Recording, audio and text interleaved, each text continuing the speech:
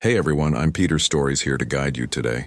If you use this video to drift off to sleep, please tap like, hit subscribe, and drop a comment telling me where you're watching from and what time it is there. Now settle in, get cozy, and let yourself relax.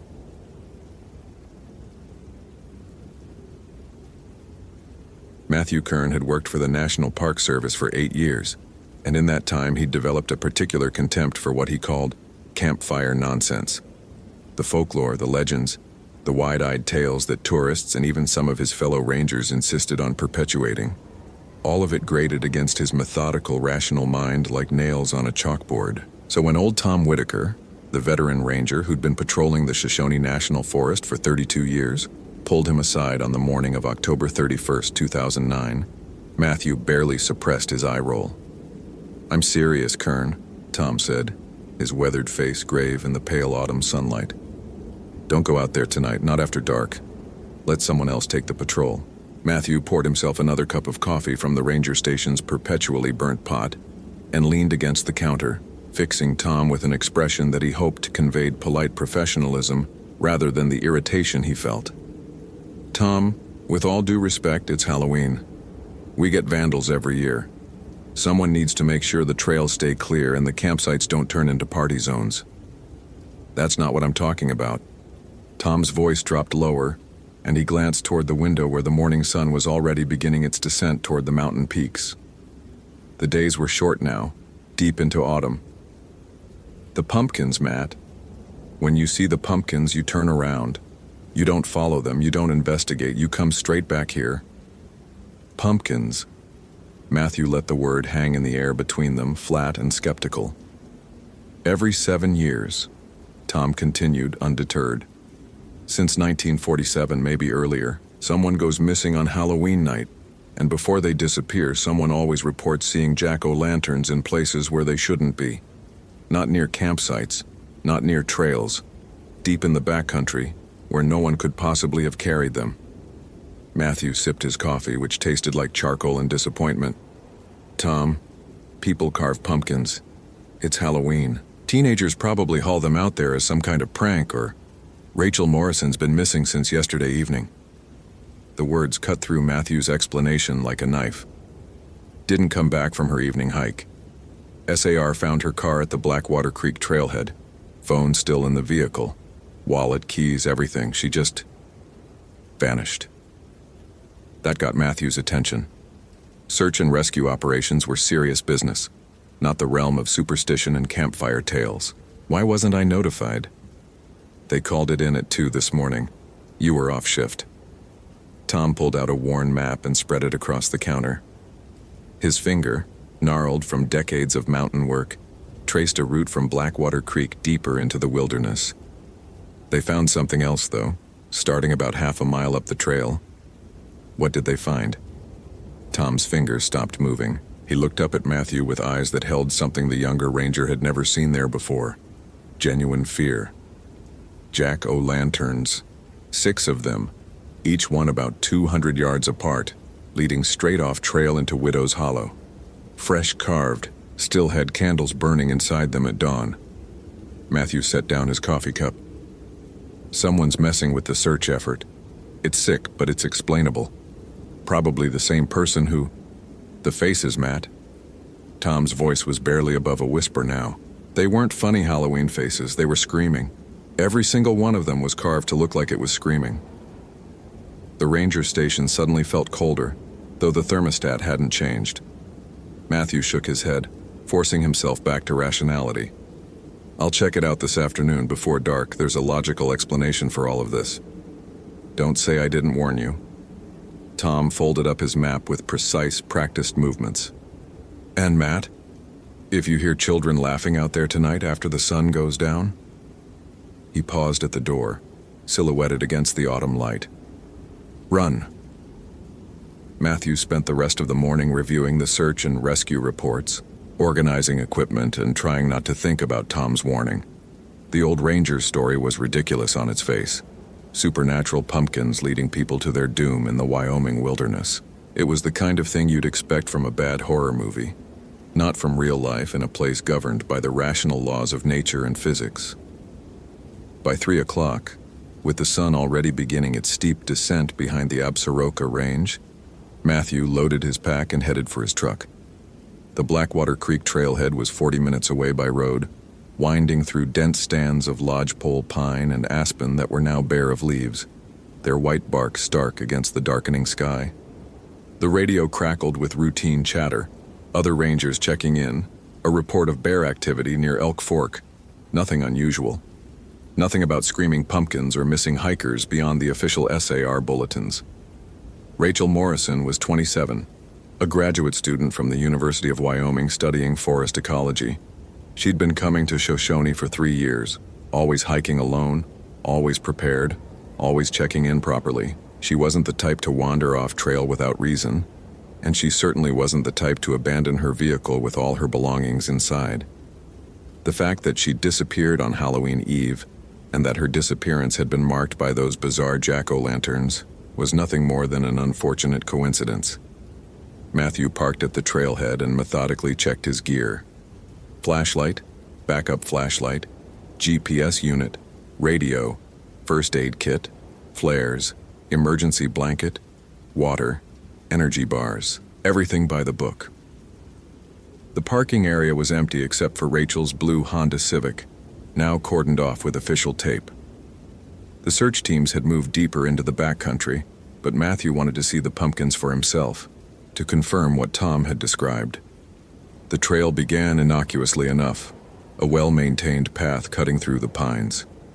Afternoon light slanted through the branches, creating long shadows that stretched across the packed dirt. The air was sharp with the smell of pine needles and the first hint of winter's approach. Matthew walked quickly, aware that he had perhaps 2 hours of daylight left, maybe less given the mountain terrain.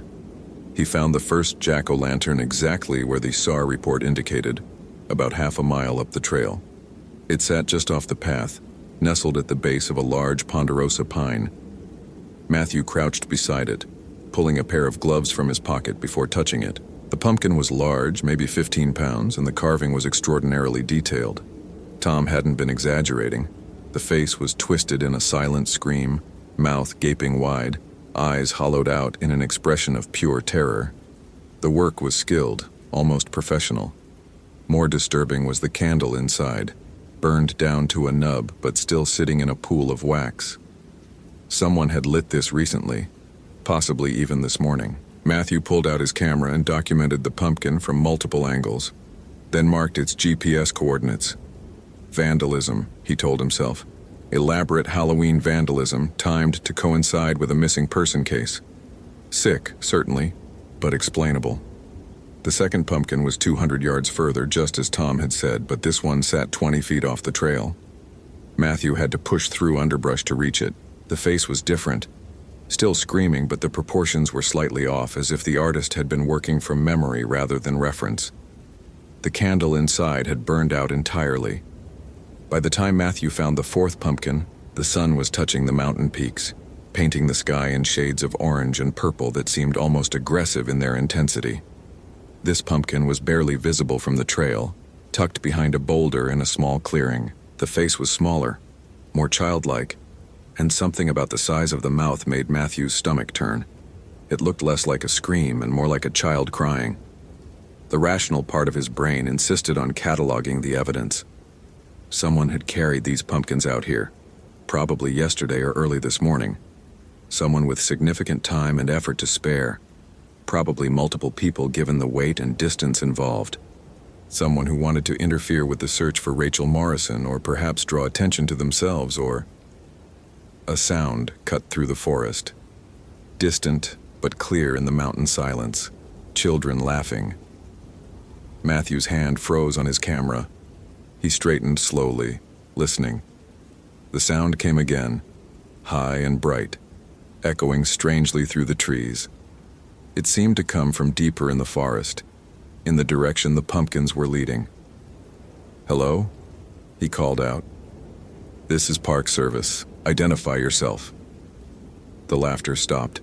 The silence that followed was profound, broken only by the whisper of wind through pine branches. Matthew waited, but no one answered.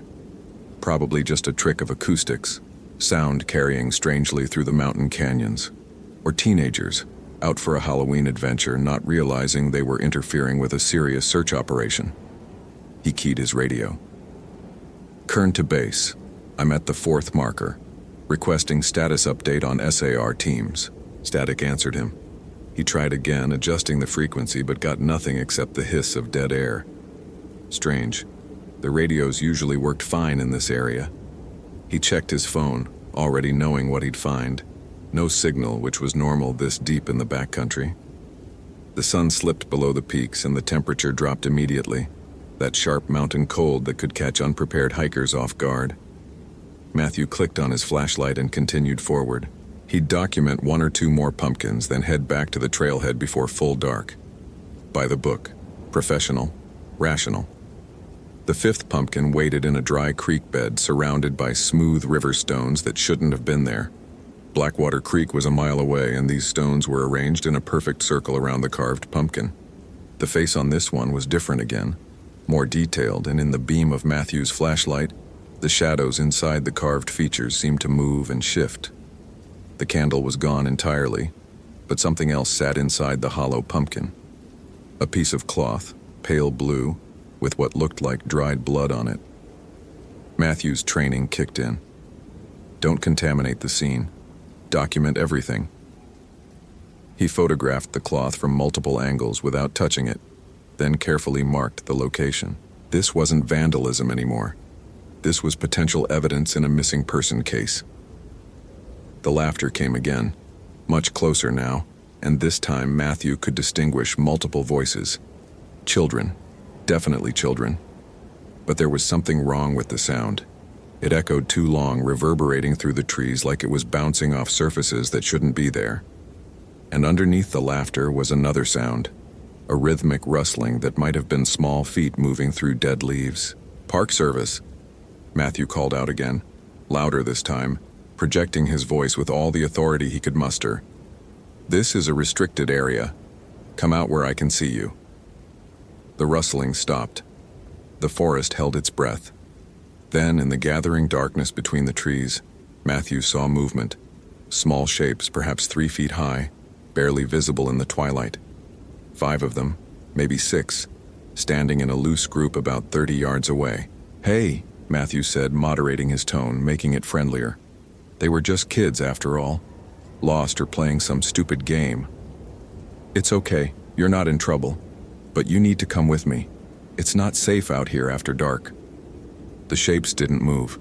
In his flashlight beam, Matthew caught glimpses of bright colors, orange and black, the traditional Halloween palette.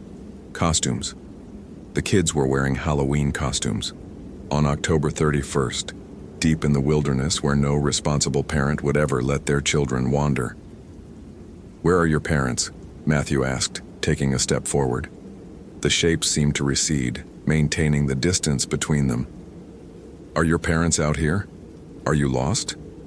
One of the shapes moved slightly and Matthew's flashlight caught it fully. A child, maybe 7 or 8 years old, wearing what looked like a cowboy costume, but the costume was wrong. The colors were faded, the style decades out of date, like something from a 1950s television show. The child's face was pale, almost luminous in the flashlight beam, and completely expressionless. Hey, buddy, Matthew said, trying to keep his voice calm even as something primal in his hindbrain started screaming warnings. What's your name? The child's mouth opened. Trick or treat. The voice was flat, mechanical, as if the words were being spoken by something that didn't quite understand their meaning. The other shapes moved forward slightly, arranging themselves in a line. Matthew's flashlight beam swept across them. More children, more costumes. A ghost made from a sheet with eye holes cut in it. A vampire with plastic fangs. A witch with a pointed hat. A skeleton painted on pajamas. All of them decades old in style. All of them wrong in ways Matthew's rational mind struggled to articulate. Where are your parents? He asked again, and even he could hear the strain in his voice now. Trick or treat, they said in unison, and the words sent ice down Matthew's spine. They stepped forward as one, moving with an unnatural synchronization that no group of children should possess.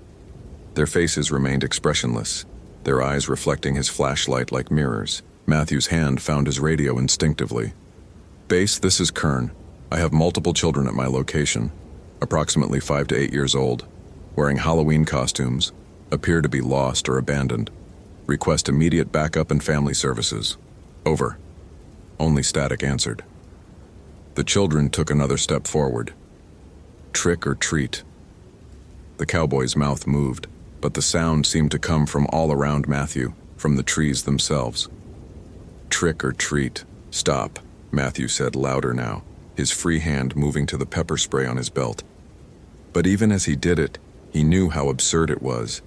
Pepper spray against lost children? What was wrong with him? "Stop right there. Don't come any closer." They didn't stop. They moved forward with that same eerie synchronization, their feet making no sound on the forest floor, their faces locked in expressions of nothing at all. Matthew's flashlight beam caught more details now.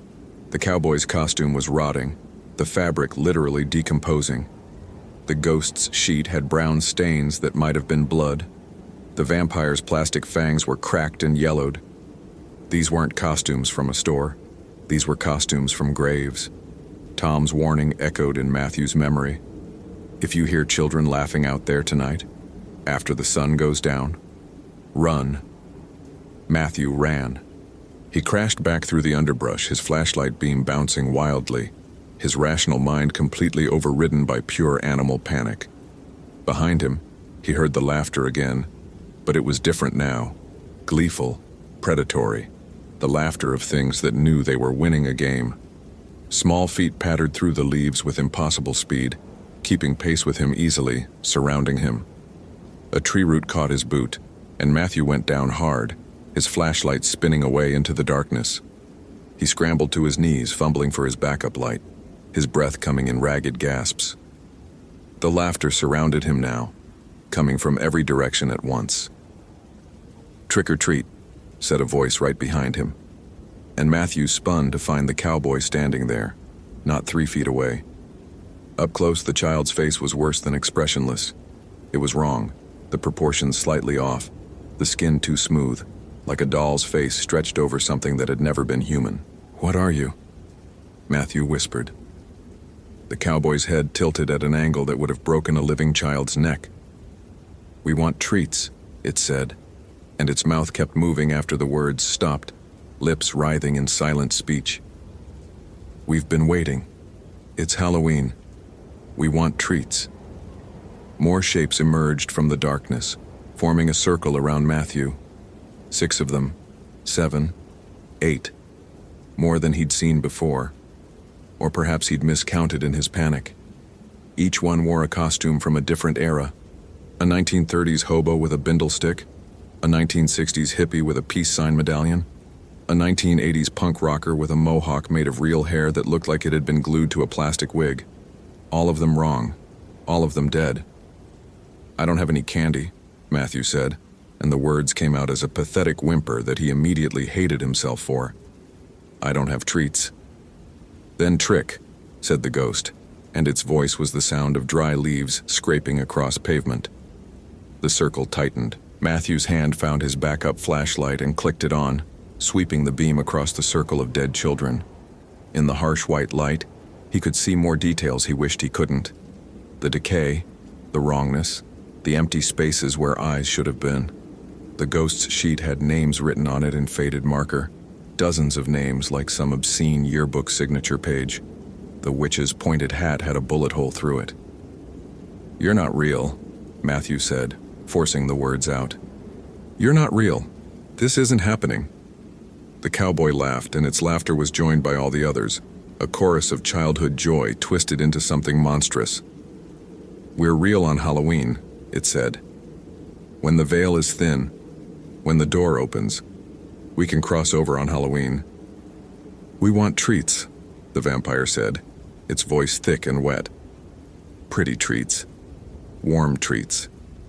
Living treats," added the skeleton, and its painted bones seemed to shift and crawl across its pajamas like living things. They moved closer, reaching out with small hands that were both too pale and too dark. Fingers that bent in directions fingers shouldn't bend. Matthew scrambled backward, his rational mind shattering under the weight of impossible reality, his carefully constructed worldview crumbling like paper in fire. A hand closed around his ankle, small, cold, strong beyond anything that size should possess. Matthew kicked reflexively, and his boot connected with the cowboy's face. The child's head snapped back with a wet crack, but it didn't fall, didn't cry out, didn't react at all like a living thing should. Instead, it slowly rotated its head back to forward position, the neck making sounds like grinding gravel, and smiled. It shouldn't have been able to smile. Its jaw was hanging at the wrong angle, broken by Matthew's kick. But it smiled anyway, with too many teeth, and those teeth were sharp. "Trick," it said. Something grabbed Matthew's jacket from behind. He twisted and found himself face to face with the hippie, whose peace medallion was actually a tarnished locket containing a photograph of a family that had probably spent decades wondering what happened to their child. The dead thing wearing the hippie costume opened its mouth, and the smell that emerged was rich loam and decay, the smell of things that should stay buried. Matthew's hand found a rock, smooth riverstone, probably from the circle around the fifth pumpkin. He swung it with all his strength, connecting with the hippie's temple. The creature's head caved in slightly, but it didn't release him. It pulled closer, its ruined mouth opening wider, revealing darkness that went down and down and down. "We've been so hungry," it whispered directly into Matthew's ear. "So hungry for so long. Every 7 years we get to cross. Every 7 years we get to collect treats." Matthew struck again and again with the rock, each impact making wet sounds but producing no blood, no retreat, no human response. The hippie's grip tightened, and other small hands grabbed his arms, his legs, his neck. They were unbelievably strong, these impossible children, their dead muscles animated by something that had nothing to do with biology or physics. "Rachel," Matthew gasped out. "Where's Rachel Morrison?" The hands stopped pulling. The laughter stopped. In the sudden silence, Matthew could hear his own heartbeat hammering in his ears like a drum. "The lady who runs," said the cowboy, and for the first time, something like expression crossed its ruined face. Not quite emotion, but a mockery of it, like a puppet imitating life. "The lady who screams, the lady who's ours now." "She carved our path," added the ghost. "She made the jack-o'-lanterns. She didn't know what she was doing. She thought it was research. She thought she was documenting folklore. The thing that wore a sheet made a sound that might have been laughter or might have been crying. She opened the door. She invited us. And now she's ours." "Where is she?" Matthew demanded, and some of his authority returned, cutting through the terror. "Where is she?" The skeleton pointed deeper into the forest, toward Widow's Hollow. "With the others. With all the others. With everyone who's ever been ours." The hands released him suddenly, and Matthew staggered forward, nearly falling. The circle of dead children parted, creating a path that led in the direction the skeleton had pointed. In the distance, Matthew could see lights, jack-o'-lanterns, dozens of them, forming a trail that descended into the hollow like a string of burning pearls. "Go see," said the vampire, its plastic fangs clicking. "Go see our collection. Go see what happens to treats." "But come back," the witch added, her voice like wind through a graveyard. "Come back before midnight. Come back and play. We like it when they run. We like it when they scream. We like it when they realize." Matthew ran again, but this time toward the lights, toward the horror, toward Rachel Morrison. Because despite everything, despite the impossible children, despite the shattering of his rational worldview, despite the terror that made his legs feel like water, he was still a ranger, still responsible, still bound by duty to search for the missing. The trail of jack-o'-lanterns led him down a steep slope, through stands of pine so dense they blocked out the stars, into Widow's Hollow. The depression in the earth was natural, a collapsed limestone cavern that created a bowl perhaps 200 yards across. The trees here were different, older, more gnarled, their branches reaching toward each other like arthritic fingers. And everywhere, carved into trunks and rocks and the earth itself, were names. Dozens of names. Hundreds of names. Matthew played his flashlight across them as he descended, reading names and dates that stretched back over a century. Sarah Mitchell, 1947. James Peterson, 1954. The name Rachel Morrison carved freshly into a pine trunk, still bleeding sap. 1961, 1968, 1975, 1982, 1989, 1996, 2003. Every 7 years. Every 7 years, like Tom had said, someone disappeared on Halloween. At the bottom of the hollow was a structure that shouldn't exist. It was built from logs and stones, but the architecture was wrong, the angles off, creating a space that hurt to look at directly. Jack-o'-lanterns surrounded it, their carved faces all screaming, their candles burning with flames that were too blue, too cold, too hungry. And standing in front of the structure was Rachel Morrison. She was alive.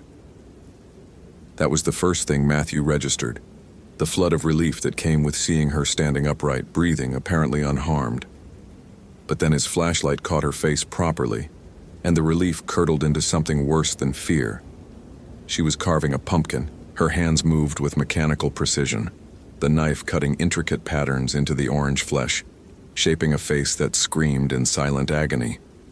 Around her feet were more pumpkins, dozens of them, all carved with the same screaming faces. And she was singing, not words exactly, but a tuneless melody that seemed to come from somewhere older than language. "Rachel," Matthew called out. "Rachel Morrison." She didn't look up. Her hands continued carving, the knife moving in patterns that seemed to guide themselves, cutting sigils and symbols that Matthew's eyes couldn't quite focus on. Blood dripped from her fingertips where the knife had slipped, had been made to slip, adding color to the carvings. "Rachel, I'm with the Park Service. I'm here to help you." "Can't help," she said without looking up, without stopping her work. "Can't leave. Have to finish. Have to carve them all. They're waiting. They're so hungry. Every 7 years they're so hungry." Matthew moved closer, circling around to face her. Rachel's eyes were open but unfocused, looking at something that wasn't quite in this world. Her hands worked the knife with expertise she shouldn't possess, creating art from horror. "They made me understand," she continued in that same flat monotone. "The children, they showed me. The veil is thin on Samhain, All Hallows Eve, Halloween, whatever you want to call it. The door opens and they can cross over. But only if someone invites them, only if someone carves the path." "You didn't invite them," Matthew said, kneeling carefully in front of her, trying to catch her gaze. "You were researching. You were just documenting folklore." "I carved the first pumpkin," Rachel said, and her voice finally held emotion, a deep, bottomless grief. "I thought it would be authentic. I thought it would make my thesis better. I used the old methods, the traditional patterns. I didn't know they were real. I didn't know the symbols mean something. I opened the door and they came through." Behind Matthew, he heard the patter of small feet, the rustle of vintage costumes, the giggling of things that should be resting in peace. The spectral trick-or-treaters had followed him down into the hollow, and they were no longer alone. More children emerged from the impossible structure, dozens of them, perhaps hundreds, each wearing a costume from a different year, a different era, a different Halloween that had ended in tragedy. "Every 7 years," said the cowboy, materializing at Matthew's elbow. "When the stars align, when Samhain arrives, when someone carves the invitation, we get to cross, we get to hunt, we get to take treats." The ghost drifted forward, its sheet billowing despite the complete absence of wind. "She carved for us, she opened for us, and now she belongs to us just like all the others." It gestured toward the impossible structure, and Matthew's flashlight beam caught movement inside. Shadows that might have been people, or might have been something worse. "All the names on the trees," Matthew said, understanding dawning like a cold sun. "Everyone who disappeared. They're all here. Forever," confirmed the skeleton. "We keep them. We make them carve for next time. We make them prepare for the next Samhain. They're ours." "No," Matthew said, and the word came out stronger than he felt. "No, you can't have her. She's coming with me." He reached for Rachel's arm, but the moment his fingers touched her skin, the world tilted. Images flooded his mind. Hundreds of Halloweens stretching back through time, children in increasingly antique costumes emerging from graves and morgues and forgotten corners of history, children who died on October 31st, taken by accidents or illness or violence, their souls trapped in the moment of candy and costumes, unable to rest, unable to move on. Forever children? Forever Halloween? Forever hungry? They needed the living to sustain them, these ghost children. Every 7 years, when the veil was thinnest, when the ancient Celtic feast of Samhain blessed them with power, they could cross over, but only if someone carved the path, only if someone, unknowingly or knowingly, performed the ritual that opened the door. Rachel had carved that first pumpkin using patterns from her research, patterns that had been recorded by folklorists and anthropologists, patterns that were supposed to be safely academic. But folklore is never safe. Folklore is the memory of truth, and some truths should stay forgotten. Matthew wrenched his hand away from Rachel's arm, breaking the connection. She continued carving, her fingers bleeding, her face blank. Around them, the circle of dead children tightened, their costumes rustling, their faces eager. "You can't have her," Matthew repeated. "I'm taking her back." The cowboy tilted its broken neck at an impossible angle. "You can't take what we've claimed. Not unless you give us something else. Not unless you offer a trade. Trick or treat," the others chanted, and the words echoed off the walls of the hollow, building and building until it sounded like 1,000 voices, 1,000,000 voices, every child who'd ever died on Halloween crying out in unison. Trick or treat, trick or treat, trick or treat. Matthew's hand went to his pack, fumbling through the contents. Emergency rations, first aid supplies, flares, nothing that could satisfy the hungry dead. His fingers closed around something small and hard, a roll of butterscotch candies that he'd thrown in that morning. Something to keep his blood sugar up during a long patrol. It was absurd. It was ridiculous. It was the kind of logic that belonged in fairy tales and children's stories, not in the real world of physics and rationality that Matthew had built his life around. But that world was gone now, shattered by impossible children and Halloween magic, and he was operating on instincts that were older than science, older than reason. He held up the candy roll. "Treats," he said. "I have treats." The dead children stopped chanting. The forest held its breath. Hundreds of eyes, some milky, some empty, some burning with cold fire, fixed on the butterscotch candies. "Treats," breathed the vampire. "For us?" asked the witch. "Real treats?" said the hippie. Matthew's mind raced. He had perhaps 15 candies in the roll. There were at least 50 children in the hollow, probably more emerging from the shadows every moment. Mathematics that couldn't possibly work in his favor. But Halloween had its own mathematics, its own rules that superseded the rational world. "One each," he said firmly with all the authority he could muster. "One candy each, and you let Rachel go. That's the deal. That's the trade." The cowboy moved closer, its boot heels clicking on stone that shouldn't be there. Its head rotated in a complete circle, the broken neck making sounds like cracking ice, before returning to face Matthew. "One each," it said slowly, as if tasting the words. "One treat each freely given, that's proper. That's traditional. On Halloween night," added the ghost. "On Samhain. When someone offers treats freely, we must accept. Those are the old rules. The first rules." Matthew had no idea if they were telling the truth or leading him into some deeper trap, but he was out of options and time. He could feel midnight approaching like a weight, the hour when the veil would be thinnest, when the children's power would be absolute. He unwrapped the first candy and held it out. The cowboy approached slowly, almost reverently. Its small hand reached out, cold, dead, wrong, and took the butterscotch from Matthew's palm. The moment its fingers closed around the candy, the child's form flickered. For just an instant, Matthew saw what lay beneath the costume.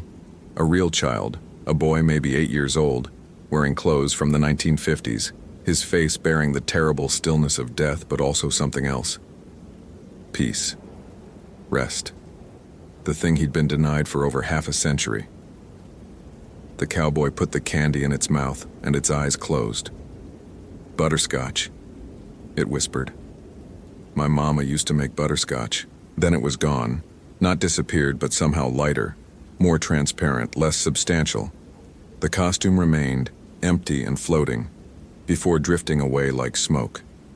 The other children surged forward, and Matthew handed out candies one by one, each transaction causing another child to flicker, to remember, to fade. The vampire became a little girl from 1963 who'd choked on her candy apple. The skeleton became a boy from 1989 who'd been hit by a drunk driver. The witch became a teenager from 1975 who'd died of a previously undiagnosed heart condition during a Halloween party. Each one took their candy. Each one remembered being human. Each one let go. But there were too many. Matthew's supply ran out with at least 20 children still waiting, still hungry, still trapped. They watched him with desperate eyes as he showed them the empty wrapper, the last candy already given away. I'm sorry, Matthew said, and meant it. I don't have any more. And the remaining children didn't speak. They didn't advance. They simply looked at him with expressions of such profound loneliness that Matthew felt his heart break. These were victims, not monsters. Children who'd died too young, on a night that should have been about joy and candy and costumes, trapped forever in that moment of stolen childhood. But I'll come back, Matthew heard himself say. Next Halloween, 7 years from now. I'll come back with treats. I'll come back and I'll remember you. I'll help more of you cross, I promise. The ghost drifted closer. You promise? You'll remember? You'll come back? I promise, Matthew said, and as he spoke the words, he felt them settle into his bones like a binding. This was a promise that couldn't be broken, not without consequences he didn't want to imagine. The children parted, creating a path. Rachel stood up from her pumpkin carving, the knife falling from her bloodied hands. Her eyes focused, really focused, for the first time since Matthew had found her. Did I? She began, then looked at the dozens of carved pumpkins surrounding her, the blood on her hands, the impossible structure looming behind her. Oh God. What did I do? We're leaving, Matthew said, taking her arm carefully. Right now, before midnight. They climbed out of Widow's Hollow together, Rachel leaning on Matthew for support, both of them glancing back at the children who still waited below. The jack-o'-lanterns still burned with their cold blue flames, and would probably burn until dawn, marking the place where the veil was thin, where Halloween held power, where the dead could walk. The hike back to the trailhead took hours, every minute filled with the sensation of being watched, followed, evaluated. The forest had changed. Matthew could see it now. The places where reality wore thin, where the veil between worlds was gossamer light. He could hear voices in the wind, laughter in the rustling leaves, the endless parade of lost children who wanted nothing more than a simple treat on Halloween night. They reached the parking area at 10 minutes to midnight. The moment they crossed from the trail back onto the pavement, something released. A tension that Matthew hadn't fully registered until it was gone. Rachel collapsed against her car, sobbing, while Matthew radioed for help with hands that shook so badly he could barely hold the device. SAR arrived 40 minutes later. Tom Whitaker was with them, and he took one look at Matthew's face and simply nodded. No questions, no demands for explanation. Just a knowing nod that said, I warned you, said I understand, said welcome to the truth that lives in these mountains. Rachel was taken to the hospital, treated for exhaustion and minor lacerations, and eventually released. She dropped out of graduate school. Last Matthew heard, she'd moved to Phoenix, as far from Wyoming forests as she could get.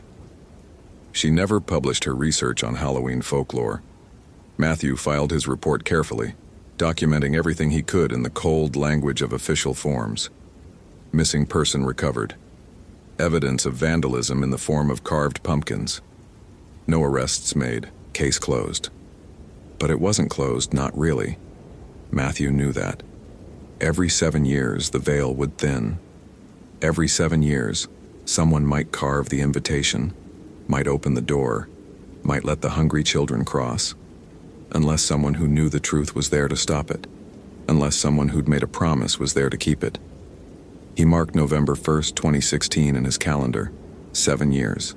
He'd be there, he'd bring candy, he'd help more children cross. It was a promise, and promises made on Halloween night have power.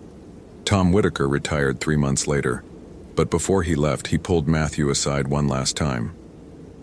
"The pumpkins will call to you now," he said. "Every Halloween. You'll see them even when they're not carved yet. You'll hear the children even in summer. That's the price of knowing. That's the burden of the promise." "I know," Matthew said. "But you did good, kid. You saved her.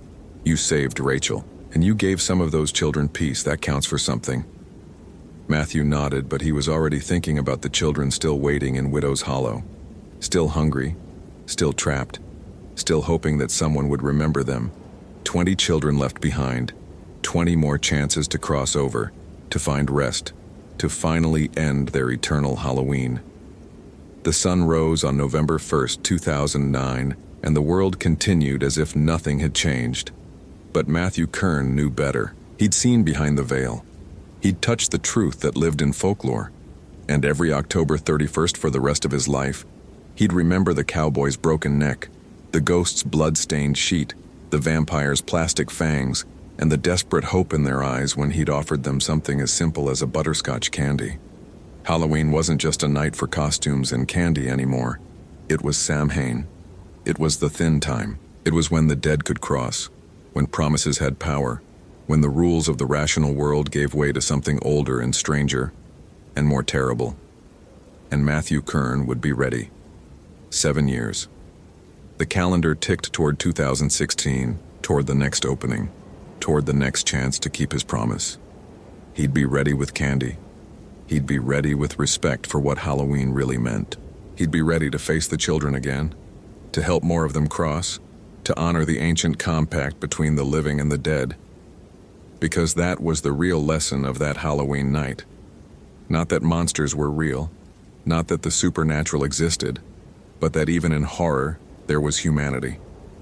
Even in the impossible, there were children who just wanted to be remembered, who just wanted what they'd been denied, who just wanted one more Halloween where someone treated them like the children they should have been allowed to be.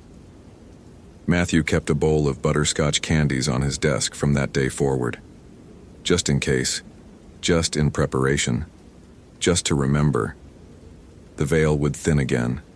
The children would wait, and Matthew Kern, who'd once been an arrogant skeptic who mocked campfire nonsense, would be there to meet them. Because some promises can't be broken. Some debts must be paid. And Halloween, true Halloween, the ancient Samhain, when worlds touch and spirits walk, demands respect from everyone who knows its real name. Even from those who learned it the hard way. I hope this Halloween tale haunted you. If you appreciated this seasonal terror, consider following for more Halloween stories. Which moment of this cursed night terrified you most? What do you think really happened when the veil was thin? Happy Halloween.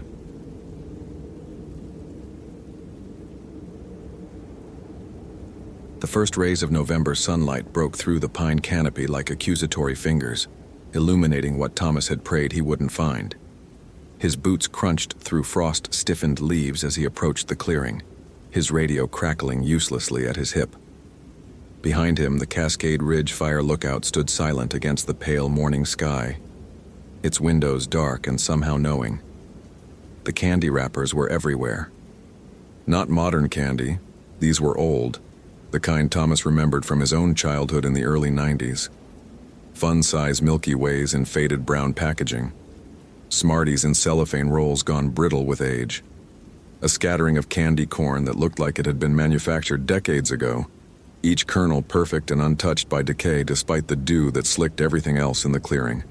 And the footprints, small ones, child-sized, dozens of them, pressed into the soft earth in a perfect circle around the cold remains of last night's bonfire.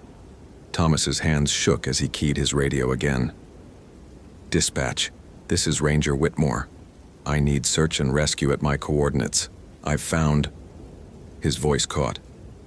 "I found evidence related to the Samantha Chen disappearance, and I need to get back to the station now." Because 20 miles away, in the Ranger housing complex at the park's southern entrance, his daughter Maya was still asleep. Or at least, he prayed she was still asleep, still safe, still untouched by what had walked through these woods when the veil was thin. The radio hissed static. Then Carol's voice, tense with the exhaustion of a sleepless night. "Thomas, we've had reports.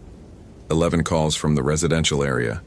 People heard children singing, knocking on doors where there's no roads, no paths, just like the stories," Thomas finished, his breath misting in the cold air. "Carol, I'm coming in. Have someone else process this scene. I need to check on Maya." He didn't wait for confirmation.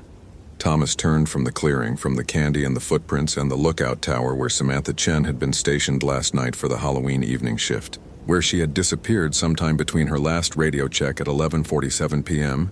and midnight, when the world tilted into All Hallows Day, and the dead were supposed to return to wherever the dead belonged. Except some of them hadn't. As Thomas half ran down the trail toward his truck, the events of the previous day played through his mind with the relentless clarity of trauma. He had known something was wrong from the moment he'd reported for duty on October 31st. The other Rangers had been tense, speaking in hushed voices about the anniversary, about what happened to the Henderson family 15 years ago, about the Kowalski boy 23 years before that, about all the Halloweens when the park had taken someone, and what sometimes came looking for them afterward. Thomas had dismissed it as superstitious nonsense. He was a rational man, a veteran of 12 seasons in the National Park Service, a father who didn't have time for ghost stories. But then Carol had pulled him aside in the equipment room, her weathered face grave. "Keep Maya inside tonight," she'd said. "Lock your doors. Leave your porch light off. And for God's sake, Thomas, don't answer if you hear knocking after sunset." "Carol, come on. I'm serious." She'd gripped his arm with surprising strength. "This park, on Halloween, the rules change. The old Rangers knew it. The Salish people knew it before them. This place was thin even before it was a park. On Samhain, on Halloween, it becomes something else." Thomas had nodded, patronizing her the way he'd learned to patronize the old-timers who talked about Bigfoot and mountain spirits. But he'd promised to keep Maya safe, promised to stay home with her while his ex-wife Rachel was away on business. That's what had made Samantha's assignment to the isolated fire lookout so troubling. She was young, only 22, and it was her first Halloween in the park. He'd voiced his concerns to the district supervisor, but Samantha had been insistent, almost eager. "I want to experience a real Ranger Halloween," she'd said, grinning. "See what all the fuss is about. I don't believe in ghosts, Thomas. I'll be fine." The memory of her confidence made Thomas's chest tighten as he reached his truck. He'd tried to call her around 9 p.m. when he'd first heard Maya say something that chilled his blood. "Daddy, there are kids outside." Thomas had been sitting on the couch, half watching a horror movie marathon with his daughter when she'd said it. He'd glanced at the window. Their housing unit was isolated, set back from the main residential cluster. There were no other families nearby, no children who would be trick-or-treating this far from the central area. "You're hearing things from the TV, sweetheart," he'd said. But Maya had shaken her head, her 11-year-old face serious. "No, I heard them before. Singing, like a nursery rhyme, but I couldn't understand the words." That's when Thomas had noticed his daughter was wearing the necklace Rachel's grandmother had given her, a small iron cross that the old woman had insisted was for protection. Rachel had rolled her eyes at her grandmother's superstitions, but Maya had always loved the necklace. "Keep that on tonight," Thomas had said, surprising himself. Then the knocking had started, not at the front door, at the back door, the one that faced the forest. Slow, deliberate knocks. The patient rhythm of a child who had all the time in the world. Thomas had stood, his Ranger training kicking in despite the ice spreading through his veins. "Stay here," he'd told Maya, and moved toward the kitchen. The knocking continued. Knock, knock, knock. He'd grabbed his flashlight and reached for the door handle, then stopped, Carol's warning echoing in his mind. "Don't answer if you hear knocking after sunset." "Hello?" He'd called through the door. "Who's there?" The knocking stopped. In the silence that followed, Thomas heard something that raised every hair on his body. Children's laughter. Not the joyful sound of kids at play, but something hollow and wrong, like laughter played backward. Then a voice, high and sweet. "Trick or treat." Thomas had slowly backed away from the door. "We're not answering tonight," he'd called out. "Trick or treat," the voice repeated, patient and insistent. "Go away." The laughter came again, and this time he heard multiple voices joining in. How many children were outside his door? He moved to the kitchen window, careful to stay back from the glass, and tried to peer into the darkness beyond. At first, he saw nothing. Then his flashlight beam caught them. Children. 5 of them, standing in a perfect line at the edge of his small yard where the manicured grass met the wild forest. They wore costumes. That's what Thomas's rational mind tried to tell him. Halloween costumes. But these costumes were wrong. A ghost made from a sheet that looked genuinely aged and tattered, with eye holes cut too large and uneven. A hobo with clothes that weren't vintage store distressed but actually old, threadbare, rotting. A witch with a pointed hat that sagged with moisture and time. A skeleton whose bones looked too real, too detailed. A clown with face paint that seemed to have been applied decades ago and never washed off. They didn't move, just stood there, at the border where Thomas's civilized space ended and the wilderness began, as if they couldn't cross onto the property without permission, without invitation. "Trick or treat," they said in unison. Thomas had pulled out his phone and called Samantha at the fire lookout. It rang, and rang, and rang. No answer. He'd tried the radio. "Samantha, this is Thomas. Radio check, please respond." Static. "Samantha, if you can hear this, stay inside the lookout, lock the doors. Do not open them for anyone, especially not for children. Do you copy?" Nothing. The children outside began to sing. It was a melody Thomas almost recognized, something from his own childhood. But the words were slurred and wrong. "Ring around the rosy, pocket full of posies, ashes, ashes, we all fall down." Except they didn't sing ashes. They sang something else, something in a language Thomas didn't know, but that sounded old. Older than English. Older than this country. Maya had appeared in the kitchen doorway, her face pale. "Daddy, I'm scared." Thomas had scooped her up. She was getting too big for this, but terror made him treat her like she was small again, and carried her to his bedroom. "We're going to stay in here tonight, okay? We're going to lock the door and keep the lights off and wait for morning. What about the kids outside?" "They're not kids, sweetheart." Maya had nodded as if this made perfect sense. Children understood things adults tried to rationalize away. They'd huddled together in his bedroom, the door locked, the iron cross around Maya's neck. Outside, the singing continued, interspersed with that patient knocking. Sometimes at the back door, sometimes at windows. Once horrifyingly on the roof directly above them, small footsteps running back and forth in impossible patterns. Thomas had tried reaching Samantha every 15 minutes. Called, radioed, texted, nothing. At 11:30 p.m., his phone had buzzed with a text from an unknown number. "They want in, they want in, they want in, let us in, let us in." Then another, "We just want treats." And another, "We died hungry."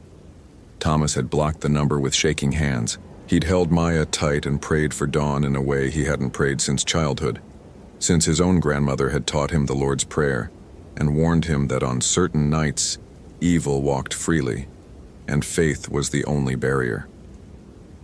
The knocking had grown more insistent as midnight approached, aggressive, demanding. The children's voices outside took on an edge of fury. "Trick or treat, trick or treat." At 11:58, Thomas's phone had rung. Samantha. "Hello? Samantha?" Heavy breathing on the other end. Then her voice barely a whisper. "Thomas. They're on the stairs. They're singing." I locked the door, but I can hear them on the stairs. How did they get up here? There's no way up except the stairs, and I would have seen them. The line went dead at exactly midnight. Thomas had tried calling back. Nothing. He'd radioed for emergency response, but the dispatcher said they couldn't send anyone out until dawn. Not on Halloween night. Not with reports coming in from all over the park. Strange sightings, disappearances, and always the children. The children who knocked, the children who sang, the children who had died on Halloween's past and came back when the veil was thin, hungry for the treats they'd been denied in life, eager to play the games death had stolen from them. Outside Thomas's bedroom, the house had fallen silent around 2 a.m. The singing stopped. The knocking ceased. He'd heard the children's voices retreating into the forest, growing fainter. Trick or treat, smell our feet. But they weren't leaving. Not really. Thomas understood that with a primal certainty. They were looking for someone who would let them in, someone who would give them what they wanted. Someone like Samantha, alone in her tower, who hadn't known the rules. He and Maya had waited through the endless hours until dawn, until the November sunrise burned away the Halloween night and made the world solid again, real again. Now, as Thomas drove too fast down the winding park road toward the ranger station, his phone rang. Carol. Thomas, you need to get to the hospital. Rachel called. She drove back overnight after you texted her. She's with Maya now, but... What? Maya's supposed to be asleep at home. I left her there with Mrs. Henderson watching her while Mrs. Henderson never showed up, Thomas. Rachel found Maya alone. The girl is fine, physically, but she's not talking. She's just holding that iron cross and staring. And Thomas, there are muddy footprints all through your house. Small footprints, the back door was standing open. The truck swerved. Thomas corrected, his heart hammering. I locked that door. I double-checked it before I left at dawn. I know. That's what Rachel said you told her. Thomas, there's something else. We found Samantha. Relief and dread warred in his chest. Is she? She's alive. We found her in the clearing near the lookout. Same place you found the candy. She's unconscious but alive. They're taking her to the hospital now, but Thomas, she's wearing a costume. What? A Halloween costume. Something from the 70s, maybe the 80s. A fairy princess dress with a plastic crown. And there are... What? Carol's voice dropped to barely a whisper. There are bite marks on her arms, Thomas. Small ones, like a child had been chewing on her. Thomas drove in silence for a moment, processing. Then, I'm going to the hospital. Have someone sweep my house before Rachel and Maya go back inside. And Carol? Call Father Martinez at St. Stephen's in town. Tell him we need a blessing for the park. All of it. The trails, the lookout towers, the housing units, especially the old cemetery. Thomas, just do it.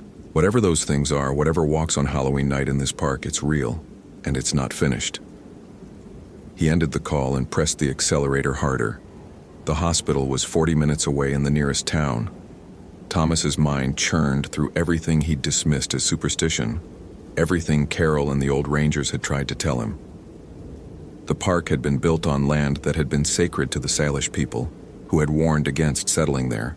They called it a thin place, where the boundary between the living world and the land of the dead was permeable. They held ceremonies to keep the balance, to ensure the spirits remained on their side. When the park was established in the 1930s, those ceremonies stopped, and the disappearances began. Always on Halloween. Always involving someone new to the park, someone who didn't know the rules. Someone who would open their door to the sound of children singing. Someone who would go outside to investigate the knocking. Someone who would say, "Come in," instead of staying silent. Thomas had reviewed the historical records once, years ago, dismissing them as coincidence. But now the pattern was undeniable. 1938. Park superintendent's daughter, age 8, disappeared while trick-or-treating. Found 3 days later in the woods, unable to speak, wearing a costume no one recognized. 1952. Ranger intern, male, age 19, vanished from the fire lookout. Found at dawn, alive but catatonic. covered in old candy wrappers. 1968. 2 children from the employee housing area, ages 6 and 9, went missing. Found separately over the next week, both wearing vintage costumes, both speaking about the other children who wanted to play. The list went on. 15 documented cases over 90 years. Some victims recovered, changed, others were never found at all, and the witnesses always described the same thing: children in old-fashioned costumes, children who knocked, children who sang, children who blurred the line between trick and treat until both became forms of terror. When Thomas finally reached the hospital, he found Rachel in the waiting room, Maya curled up asleep against her mother's side. Rachel's face was drawn with exhaustion and fear. "How is she?" Thomas asked quietly. "Physically? Fine.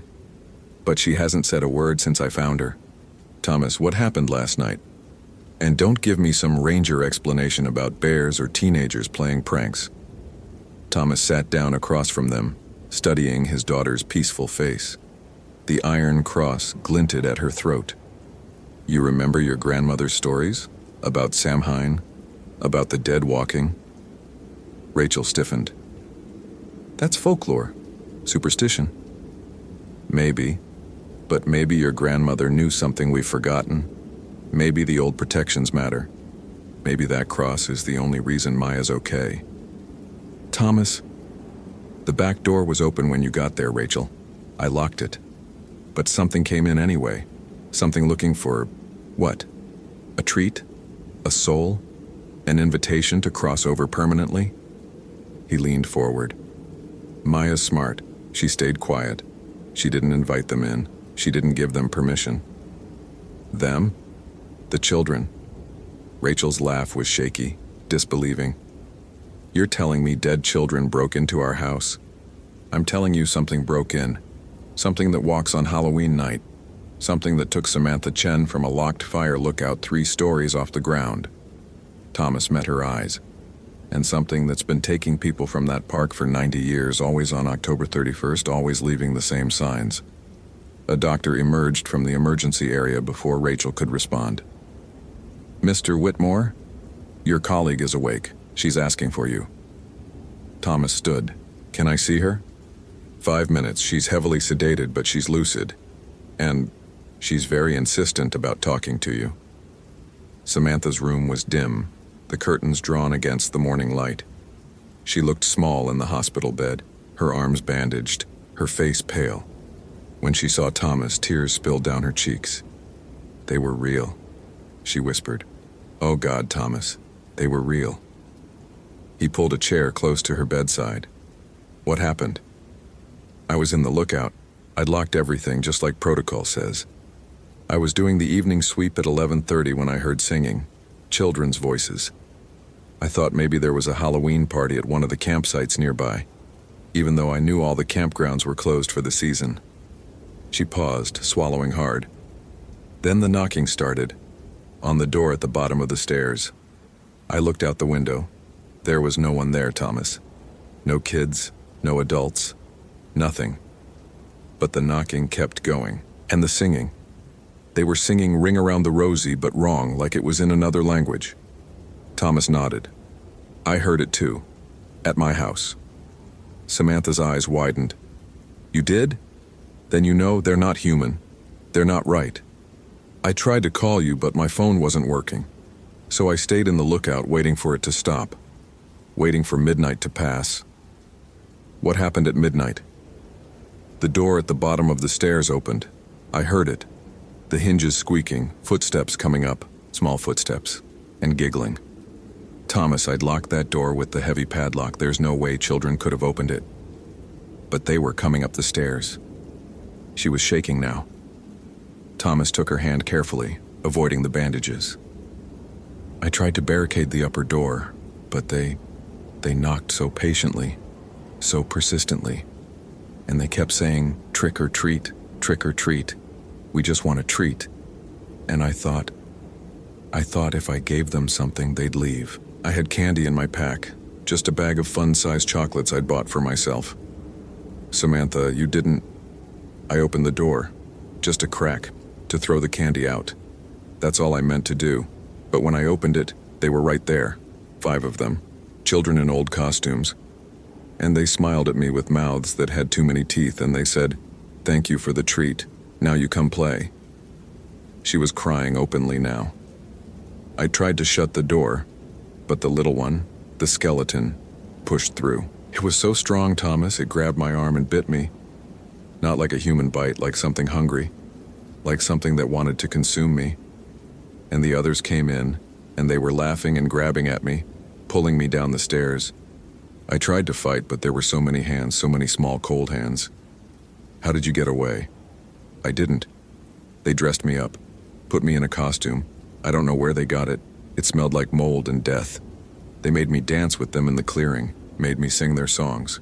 And all the time they kept biting me, little nips like they were tasting me, trying to figure out if I was a good treat or not." Samantha met his eyes, her gaze haunted. "They were going to take me, Thomas. Take me wherever they go when the sun comes up. But then the dawn came and they just faded. Not disappeared. Faded. Like they were only ever half there to begin with. And I was alone in the clearing, wearing a dead girl's costume covered in bites from children who've been dead for decades." Thomas sat back, his mind racing. Did they say anything about what they wanted? Why they come back? They kept saying, "We're hungry.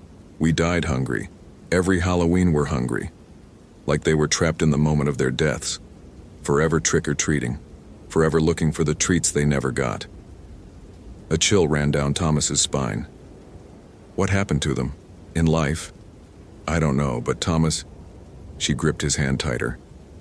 When they faded at dawn, the little one, the skeleton, it looked at me and said, "We'll come back. We always come back. And next time, bring us more friends to play with." Thomas stood slowly, his jaw tight. "They're not getting another chance. I don't know how, but we're going to stop this." "You can't stop death, Thomas. That's what they are. They're death playing dress-up. Death trick-or-treating. Death that forgot how to let go." He left Samantha's room and found Rachel waiting in the hallway, having left Maya with a nurse. She grabbed his arm. "I heard some of that. Thomas, this is insane." "Is it? After last night? After everything that happened?" Rachel shook her head, but her denial was weaker now. "What do we do?" "We figure out who those children were, in life. We find out how they died and why they're trapped. And we find a way to give them what they really need. Not candy, not treats, but peace. Rest. An end to their eternal Halloween. And if we can't?" Thomas thought of Maya's haunted silence, of the bite marks on Samantha's arms, of 90 years of disappearances. Then next Halloween they'll come back stronger, more persistent. And eventually they'll take someone who can't escape. Someone who'll join them. Someone who'll become one of the hungry dead, forever singing "Ring Around the Rosie" and knocking on doors in the dark. Over the following days, Thomas buried himself in research. He contacted the local historical society, dug through old newspaper archives, and interviewed the oldest residents of the area, the ones who remembered the stories their grandparents told, the ones who still carved turnips instead of pumpkins on Halloween because that's how the old country did it, back before America commercialized the holiday and forgot its bloody roots. What he discovered made him understand why the children came back year after year, trapped in their eternal trick-or-treating. In October 1938, during the depths of the Great Depression, 5 children from the work camp near what would become the national park had set out to trick-or-treat at the wealthy homes in town, 8 miles away through the forest. They never arrived. Search parties found them 3 days later, dead from exposure and hunger. Their Halloween bags were empty. No one had given them candy because no one had seen them. They'd gotten lost in the woods, the same woods that were now Thomas's park, and died slowly, cold and hungry, and clutching their empty trick-or-treat bags, waiting for the treats that never came. The local paper from 1938 had published their names and a photo. Thomas stared at that grainy black and white image and recognized them.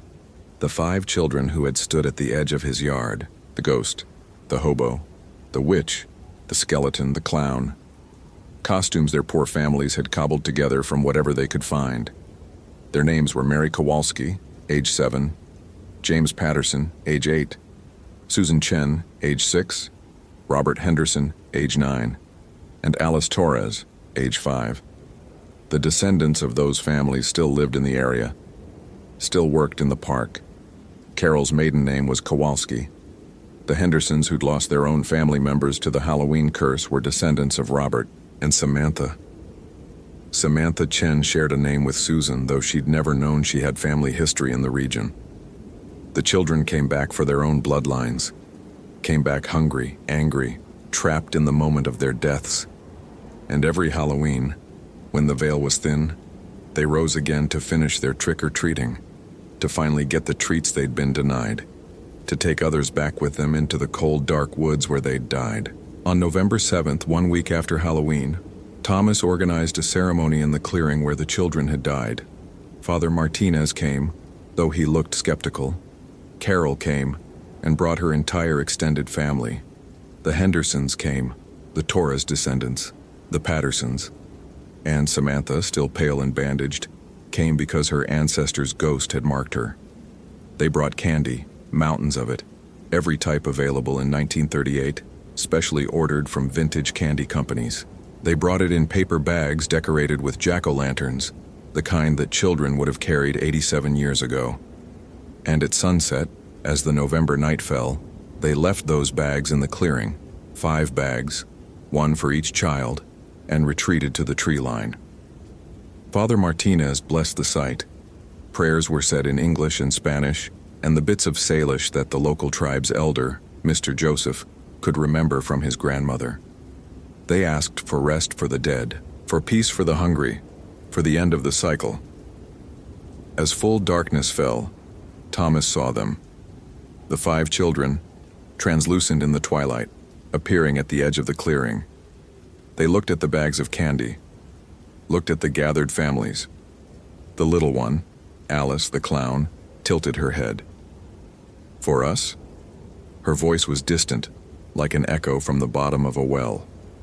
Yes, Thomas called out. For you. The treats you should have gotten, the treats you earned. We're sorry no one gave them to you. We're sorry you died hungry. Please, take them. And rest. The children moved forward slowly, cautiously, as if expecting a trick. They reached the bags and opened them, small, ghostly hands trembling. They pulled out the candy, the real candy from their era, not the aged wrappers Thomas had found, but fresh sweets. And for the first time in 8.5 decades, they smiled. Really smiled, not with too many teeth or hunger or malice, but with simple childhood joy. Thank you, Mary whispered. Thank you, James echoed. One by one, they repeated it. Thank you, thank you, thank you. And then, as the families watched, the children began to fade. Not with the violent dissolution Samantha had described, but gently, like mist burning away in the morning sun. They faded with their candy bags clutched to their chests and genuine smiles on their faces, finally released from their eternal Halloween night. The clearing fell silent. The oppressive weight that had hung over the park for 90 years lifted like a held breath finally exhaled. Is it over? Rachel asked quietly. She'd come too, though she'd kept Maya at home with her grandmother. I think so, Thomas said, but he knew they'd have to wait until next Halloween to be sure. To see if the children stayed at rest or if their hunger was too deep, their trauma too old, to be healed by one act of remembrance. Later that night, Thomas sat on his porch, the back porch that faced the forest, and thought about the thin veil between the living and the dead, about how sometimes the dead needed the living to remember them, to give them what had been denied, to release them from their suffering. His phone buzzed. A text from an unknown number. His hand shook as he opened it. Thank you for the treats. Sleep well. We won't knock anymore. Thomas looked up at the forest, at the darkness between the trees. For a moment he thought he saw small figures dancing in the distance, playing some eternal game in whatever place the dead go when they're finally at peace. He went inside, locked the door, and turned on his porch light, something he hadn't done on November nights before. A sign that visitors were welcome here, that candy was available, that the traditions of Halloween, both the commercialized American version and the ancient Samhain rites, would be honored in this place. Because some things were older than parks and rangers and federal land designations. Some things remembered when the veil was thin, when the dead walked, when children died hungry in the cold woods. And some things, if given what they needed, could finally rest. But Thomas knew he'd spend every Halloween from now on prepared, with candy, with protections, with respect for the traditions that kept the living safe and the dead at peace. Because next October 31st, the veil would thin again, and who knew what else might be waiting on the other side, hungry for treats, patient in the darkness, eternally ready to knock and sing and demand what had been denied them in life. The question was whether Thomas had truly given the children what they needed or simply postponed their hunger for one more year. Only time would tell. Only Halloween would answer. I hope this literary Halloween has haunted you. If you enjoyed this seasonal terror, consider following for more Halloween stories. Which moment of this cursed night terrified you most? What do you think really happened when the veil was thin? Happy Halloween.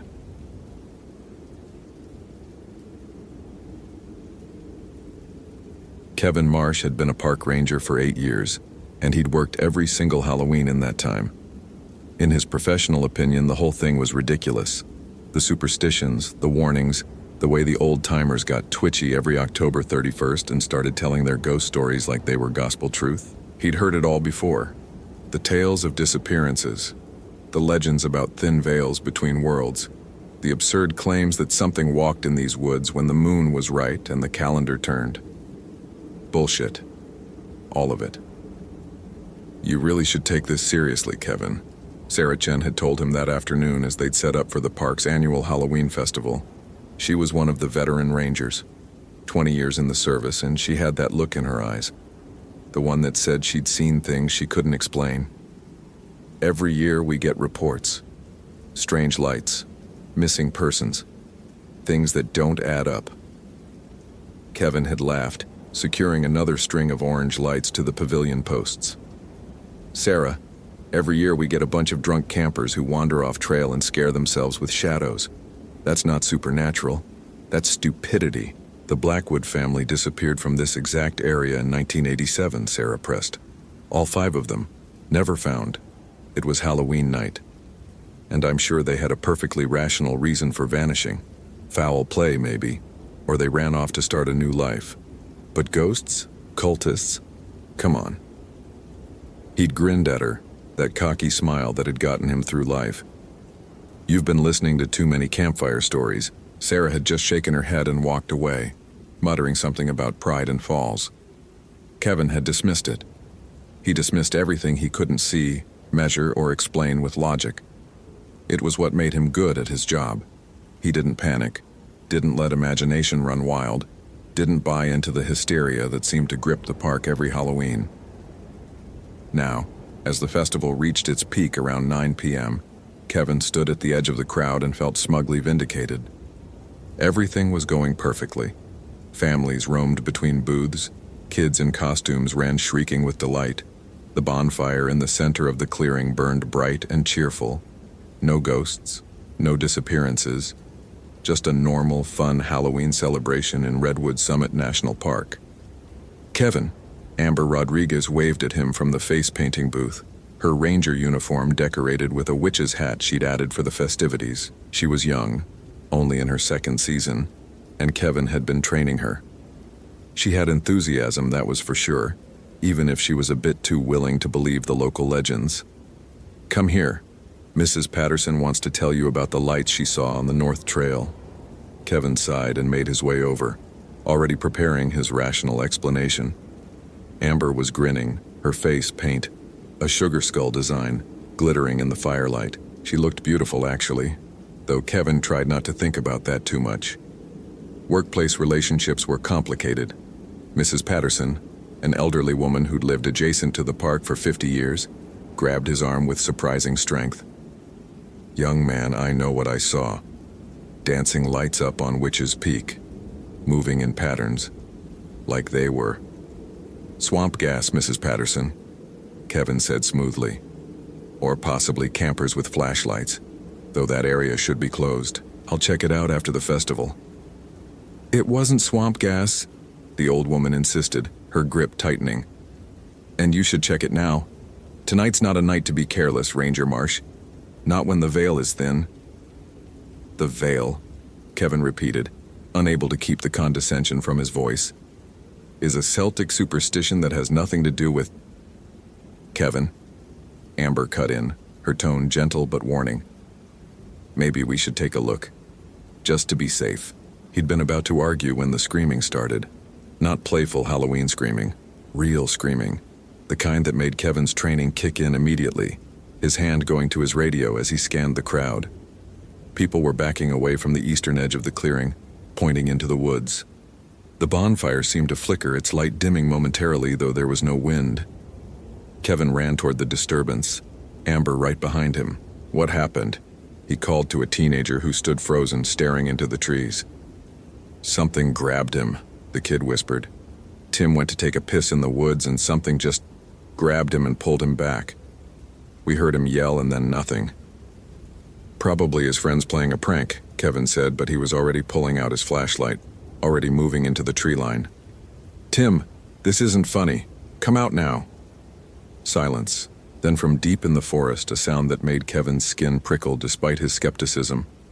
Chanting. Low voices speaking in unison. Words he didn't recognize. A rhythm that felt wrong somehow. Discordant and ancient. Amber had gone pale. "Kevin, that's Gaelic. Old Gaelic. I studied it in college. That's a Samhain ritual." "It's someone screwing around," Kevin insisted, but his voice lacked conviction now. The chanting was growing louder, and with it came a smell. Something burning but not wood. Something organic and foul. More screams erupted from the festival behind them. Kevin spun around to see the bonfire suddenly roaring 20 feet high, its flames turning from orange to an impossible blue-white. And in that moment, in that flickering light, he saw them. Figures moving through the crowd. Human-shaped but wrong, their movements jerky and unnatural. They wore hooded robes, dark fabric that seemed to absorb light, and they moved with purpose through the panicking families. Kevin counted 5, then 7, then a dozen. They weren't running. They were selecting. One of the robed figures grabbed a young woman, Lisa Kramer. Kevin recognized her. She worked at the visitor center, and began dragging her toward the woods. Another seized old Mr. Portman, covering his mouth when he tried to shout. A third reached for a teenage girl, but her father tackled the figure and they went down in a struggling heap. "What the fuck?" Kevin breathed, his rational mind trying and failing to process what he was seeing. These weren't pranksters. This was coordinated. This was... "It's the cult." Sarah appeared beside him, her face grim, a heavy flashlight in her hand like a weapon. "The Samhain cult. I told you, Kevin. I fucking told you they were real. Cults aren't... This is..." But Kevin couldn't finish the sentence because another robed figure emerged from the trees directly in front of them. And this one wasn't human-shaped at all. It stood 7 feet tall, its robe hanging on a frame that seemed to have too many joints. And when it turned toward them, Kevin saw nothing inside the hood. No face. No head. Just darkness and 2 points of red light that might have been eyes. The thing spoke, its voice like grinding stone. "The offerings have been chosen. Samhain demands its tribute." Then it moved, faster than anything that size should move, and Kevin barely dodged as a limb, not an arm, something else, swept through the space where his head had been. Sarah swung her flashlight and the impact made a sound like hitting wet meat. The thing didn't seem to notice. "Run!" Amber screamed, and they ran. Behind them, the festival had descended into chaos. People were fleeing in all directions while the robed figures systematically gathered their chosen victims. Kevin's mind reeled, trying to find a rational explanation, trying to make this make sense. Coordinated attack. Terrorists, maybe. Extremists. But that thing, that impossible thing that had spoken? They crashed through the undergrowth, heading away from the clearing, and Kevin realized too late They were moving toward the chanting, toward the source. But it was too late to change direction because the robed figures were hurting them, cutting off escape routes, driving them deeper into the woods like wolves driving deer. This way. Amber veered left, toward Witch's Peak, toward where Mrs. Patterson had seen the lights. Kevin followed because he had no better option, Sarah's labored breathing behind them. They burst through a stand of pines and stopped dead. The clearing before them was illuminated by torches, real torches burning with that same blue-white flame. In the center stood a bonfire, but this one was made of bones. Human bones, stacked in an intricate pattern, burning without being consumed. Around the fire stood at least 30 robed figures chanting in that ancient tongue, and tied to posts at the cardinal points were 4 people. Lisa Kramer, Mr. Portman, a young ranger Kevin recognized but couldn't name, and Amber. Kevin's brain stuttered. Amber was tied to the eastern post, gagged and struggling against her bonds. But Amber was right beside him. He could hear her breathing. He turned to look at her, and the thing that had been wearing Amber's face smiled at him. Its skin began to ripple and change, the sugar skull face paint melting away to reveal something ancient and terrible beneath. Offerings, it said in that grinding stone voice. Chosen, claimed. Kevin stumbled backward, and it grabbed him with impossible strength, dragging him forward into the clearing. He fought, kicking and clawing, but it was like fighting stone. Sarah screamed and tried to help, but 2 more robed figures emerged from the trees and took her as well. They were thrown at the feet of a figure who stood before the bonfire, taller than the others, its robe decorated with Celtic symbols painted in what Kevin desperately hoped wasn't blood. This one pulled back its hood to reveal a human face, gaunt, ancient, with eyes that reflected the fire like an animal's. "Welcome, Ranger Marsh," the cultist said, and his voice was cultured, educated, almost gentle. "We've been expecting you. Every year, you see, on Samhain we require 5 offerings, 5 souls to pierce the veil and bring through those who dwell beyond. Your arrogance made you an obvious choice."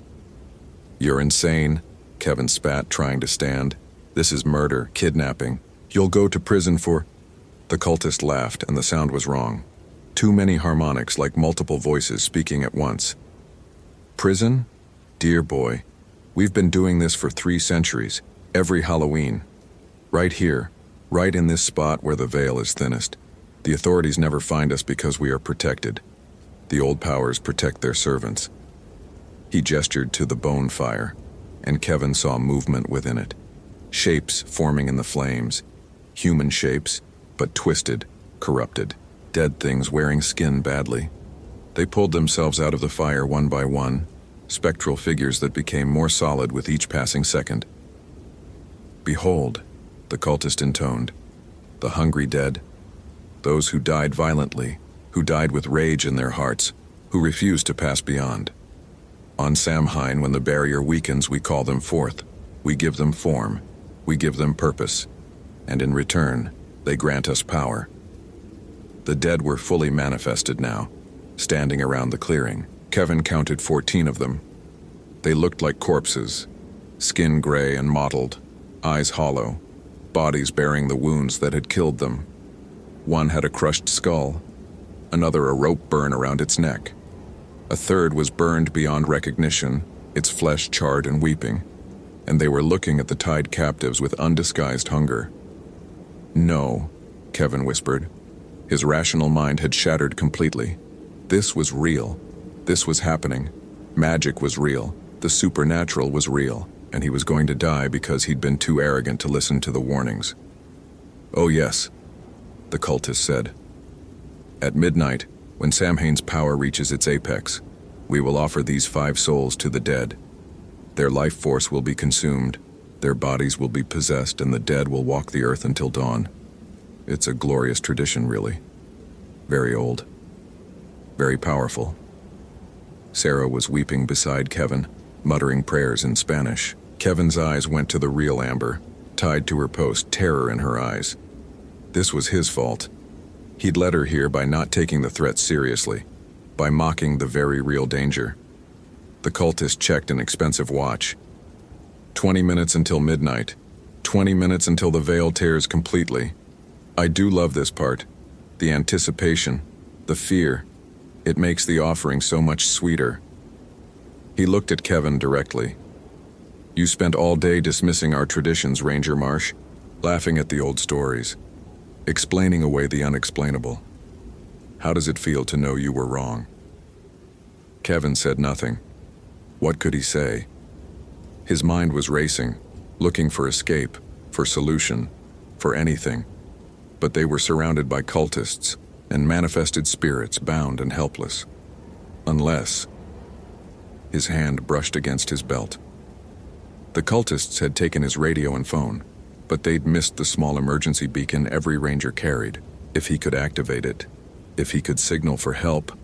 But even if help came, what could they do against this? Against magic? Against the dead walking? The chanting grew louder. The cultists were preparing for the ritual's completion. The dead circled the captives like sharks, reaching out with ghostly hands but not quite touching. Not yet, waiting for permission, waiting for midnight. Then Kevin saw it.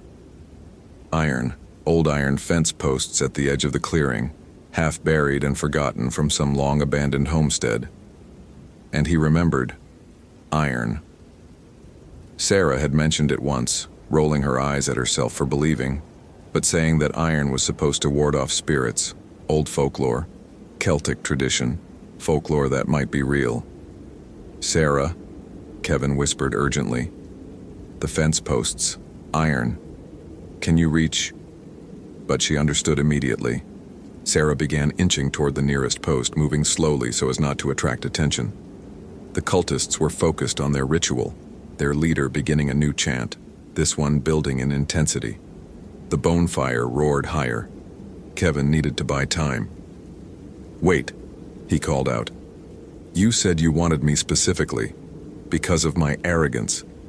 What if I agree to serve, to join your cult? Would you spare the others? The leader paused, considering. A tempting offer, but no, the ritual requires 5. However, he smiled coldly. If you were to join us afterward, if you were to embrace the old ways, we could ensure your death is temporary. You could become one of our honored dead. Walk every Samhain. Serve the darkness for eternity. That's not, Kevin began. But then the world exploded with light and sound. Sarah had reached the iron post and pulled it free, swinging it like a baseball bat into the nearest manifested spirit. The effect was instantaneous and dramatic. The spirit shrieked, a sound like tearing metal, and burst apart into wisps of smoke. The cultists whirled, shocked. Iron! Sarah screamed. Iron breaks their power. Get the posts! Kevin dove for the nearest one as chaos erupted. The dead rushed forward, but they recoiled from the iron Sarah wielded. The cultists moved to stop them, but they were ritual leaders, not fighters, and Kevin smashed his iron post into one's head with all his strength. The man went down hard, but there were so many of them. Too many. Kevin fought his way toward Amber, swinging the iron bar, trying to ignore the spectral hands that grabbed at him, the cold that seeped into his bones whenever the dead touched him. They couldn't fully manifest yet, not until midnight, but they could hurt him, could slow him down. He reached Amber and smashed the iron post against her bindings. The rope, treated with some kind of ritual preparation, smoked and burned at the iron's touch. Amber wrenched free and grabbed the post from him, immediately moving to free the others. The cult leader was screaming now, commands in that old tongue, and the bonfire suddenly erupted outward, sending tongues of flame toward Kevin. He rolled, felt his uniform singe, came up running. Sarah had freed 2 more captives, and they were fighting back to back, iron posts swinging. Then midnight struck. Kevin felt it, a physical sensation, like the world tilting, like reality tearing. The veil ripped open and the dead became solid, fully solid, no longer spectral but flesh and blood and terrible purpose. The one with the crushed skull lunged at Kevin with hands like iron, impossibly strong. Kevin swung his post and it connected with the thing's ribs, but it barely slowed down. "The fire!" Amber screamed. "We have to destroy the bonfire. It's their anchor. Kevin understood. The fire was what bound the dead to this world. Destroy it, break the ritual, send them back. Simple. Except to reach the fire, they'd have to go through an army of undead and 30 cultists. Together, Sarah yelled, and the 5 survivors formed a tight group. Iron posts held outward like pikes, and they charged. The dead descended on them like a wave. Kevin felt fingers tear at his clothes, nails rake his face, teeth snap inches from his throat. He swung the iron wildly, desperately, felt it connect with supernatural flesh. The dead could be hurt by iron, but they didn't die. They were already dead. They just kept coming. One of the captives, Mr. Portman, went down, dragged under by 3 of the corpses. His screaming cut off abruptly, and Kevin forced himself not to look, not to think about it, just keep moving forward. Toward the fire, toward the anchor. Lisa Kramer fell next, the burned corpse wrapping around her like a lover, its charred mouth pressed against hers in a grotesque parody of a kiss. She aged before Kevin's eyes, her life being drained, being consumed. In seconds, she was a withered husk, and then the burned corpse stood wearing her body, her skin, her face, grinning at them with stolen lips. Move! Amber grabbed Kevin and hauled him forward. They were almost there. The bonfire was 10 feet away. The cult leader stood before it, arms raised, shouting that ritual verse, determined to complete the ceremony despite the chaos. Kevin and Amber hit him together, iron posts crossed like swords, and drove him backward into his own fire. He screamed, a very human scream this time, and burned. The bones began to collapse, the fire wavering. Scatter them, Sarah commanded, and they kicked at the burning bones, spreading them, breaking the pattern. The fire dimmed, sputtered. The dead wailed in fury and despair as they began to fade, dragged back through the tearing veil. But the cult leader was still alive in the flames, burning but not dying, his ritual protecting him. He grabbed for Kevin's ankle with a blackened hand. You cannot stop what is ancient. You cannot. Amber brought her iron post down on his skull. The crack was audible, even over the chaos. The cult leader went still, and the bonfire finally went out. The dead were pulled back through the veil with a sound like a massive inhalation, the world sucking them back to wherever they belonged. The cultists who were still standing scattered into the woods, fleeing, leaderless and powerless without their ritual. Kevin collapsed to his knees, gasping, bleeding from a dozen wounds. Dawn was hours away still. They'd survived midnight, but the night wasn't over, and 2 of their group were dead, possessed, walking around somewhere in the darkness wearing stolen faces. Sarah helped Kevin to his feet. She looked like she'd aged 10 years in as many minutes. We need to get out of here. Get to the station. Call for backup. Will they believe us? Kevin asked, then laughed bitterly at himself. Will anyone believe us? I don't care if they believe, Amber said, her voice shaking. We know the truth now. Kevin, you know the truth. He did. He knew that everything he'd dismissed was real, that the folklore existed for a reason, that his arrogance had nearly gotten them all killed, that there were forces in this world that couldn't be explained by science or reason, only respected and feared and prepared for. They made it back to the festival grounds as the first gray light of pre-dawn touched the sky. The clearing was destroyed, booths overturned, decorations torn down, blood staining the ground. Park police and paramedics were already there, treating the injured, taking statements. Kevin watched them work and knew that the official story would be a coordinated attack by extremists. Terrorism, something comprehensible. The truth would be filed away, dismissed, forgotten by everyone except those who'd seen. In the following days, Kevin learned more. The cult had existed for 3 centuries, exactly as their leader had said. They'd been operating in the park since before it was a park. On land, the Salish had marked as sacred and dangerous. Every Halloween, 5 people. Sometimes they were found, sometimes not. The authorities had suspected but never proven anything. The cult was too careful, too protected by their dark patrons. But now their leader was dead, their ritual disrupted, their bonfire scattered. The survivors had fled and would have to start over, build power slowly. It would be years before they could attempt another Samhain ritual. Kevin sat in his ranger station on November 7th, exactly 1 week after Halloween, and stared at the files spread before him. Historical records of disappearances, witness statements, folk traditions and protective rites. Everything he'd dismissed was now his study material. Sarah entered without knocking. "How are you holding up?" "I've requisitioned iron posts for every ranger station," Kevin said, not looking up. "And salt, and cold iron nails, and I've been reading everything I can find about Celtic protective rituals." "Kevin, I was wrong," he said simply, "about everything. And people died because I was too arrogant to listen. That's not going to happen again." Sarah sat down across from him. "You couldn't have known." "I could have. People tried to tell me. You tried. Mrs. Patterson tried. The old stories tried. I just refused to listen." He finally met her eyes. "Never again. Next Halloween, we'll be ready. We'll know the signs will protect people." "Next Halloween is a long way off." "Is it?" Kevin gestured to the files. "According to these, Samhain isn't the only night when the veil thins. There are other dates, other dangers. We've been lucky, working here for years and only encountering this once. Or maybe not lucky, maybe we just didn't recognize what we were seeing." Amber knocked on the door frame, 2 cups of coffee in her hands. She'd barely slept, Kevin knew. None of them had.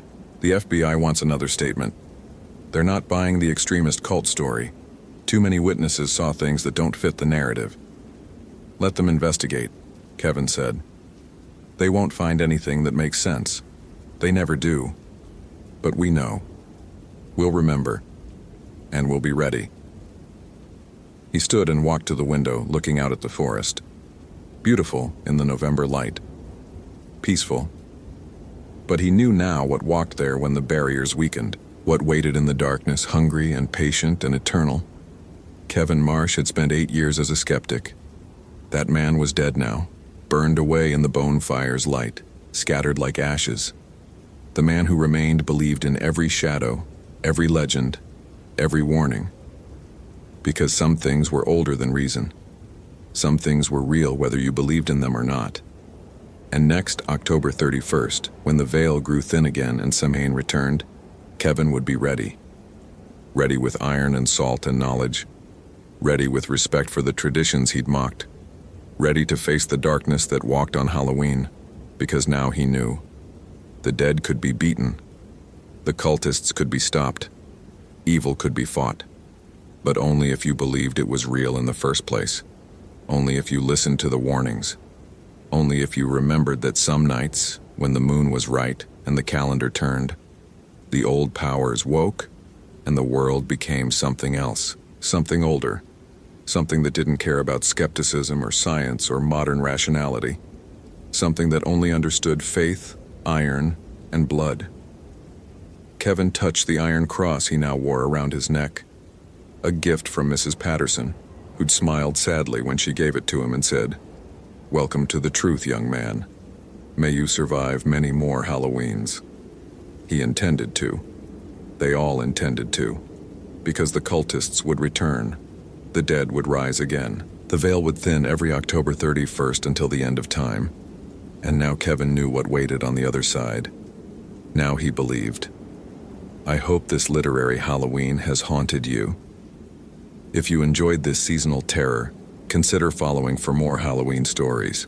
What would you have done in Kevin's place? Superstitions exist for a reason. Happy Halloween.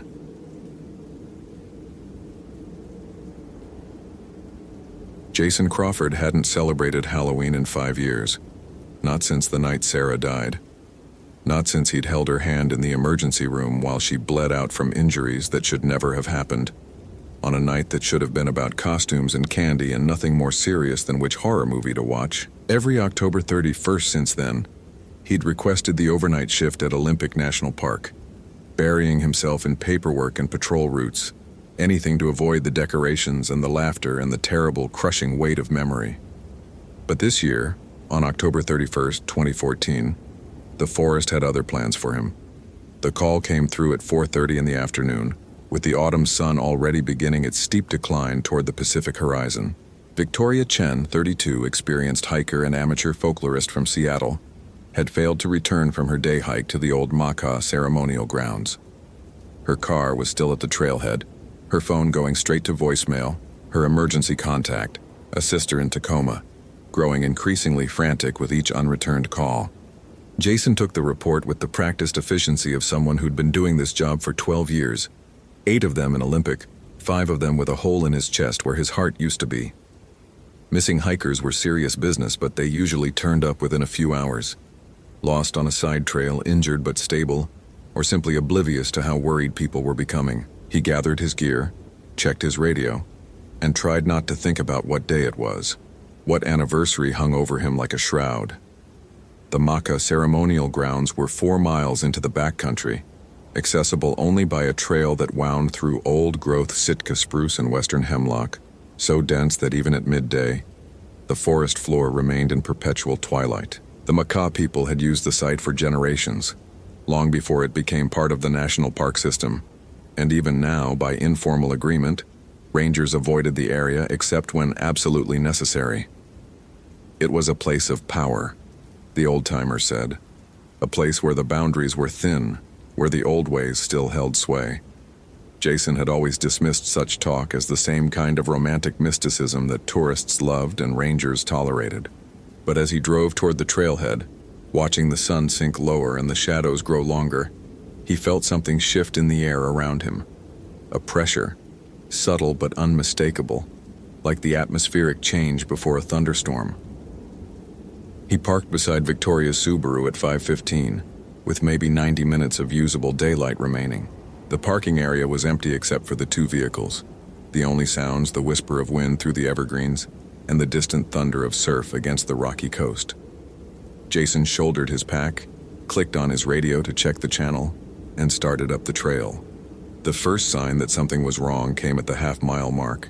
The trail here passed through a small clearing where, according to park records, the Makah had traditionally lit bonfires during their autumn ceremonies.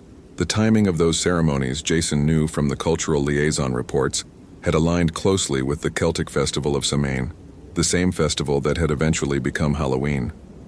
Both traditions recognized this time as sacred, dangerous, a moment when the veil between the living and the dead wore thin enough to tear.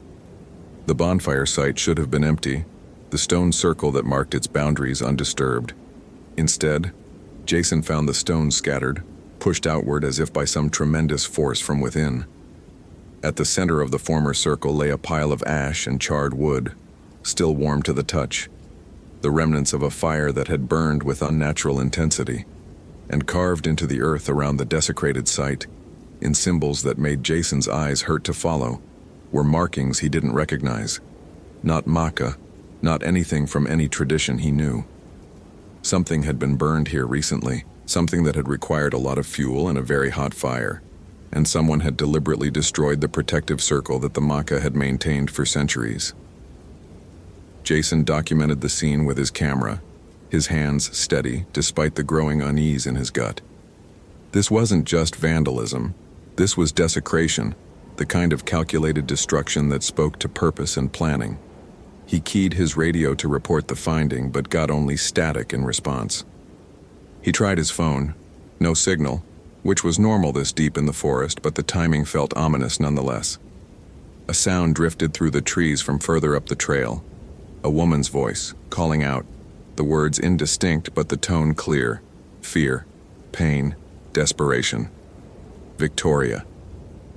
Jason broke into a run, his pack bouncing against his back, his boots pounding the packed earth of the trail. The voice came again, closer now but still too far away, still wrong in ways he couldn't quite articulate. There was something underneath it, something that made his hindbrain scream warnings that his rational mind tried to dismiss. He burst into the main ceremonial grounds as the sun touched the horizon, painting the sky in shades of orange and purple that seemed almost obscene in their beauty. The grounds were a natural amphitheater, a bowl carved into the mountainside over millennia by water and wind, surrounded by towering spruce that blocked out most of the dying light.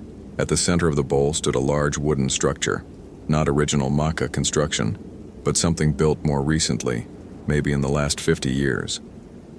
It had the look of a ceremonial lodge, the kind that had been constructed in the 1960s when there had been a revival of interest in indigenous traditions. Victoria Chen lay at the base of the structure, her body twisted at an angle that sent ice through Jason's veins. He rushed to her side, his training overriding his fear, his hands moving automatically to check for pulse, for breathing, for any sign of life. She was alive. Barely. Her pulse was weak and thready, her skin cold and clammy, her breathing shallow. But it was her neck that made Jason's blood run cold. 2 puncture wounds perfectly parallel, still seeping blood despite what looked like hours of exposure. The wounds were too clean, too precise to be animal bites. They looked almost surgical, as if something had pierced her with needles or... No. That was insane. That was the kind of thinking that belonged in bad movies and campfire stories, not in the real world where rangers dealt with real problems like hypothermia and dehydration and the occasional aggressive wildlife. But even as Jason tried to rationalize what he was seeing, his hands moved to Victoria's neck, applying pressure to slow the bleeding, his radio already coming up to call for immediate medical evacuation. The radio produced only static, louder now, almost aggressive in its interference.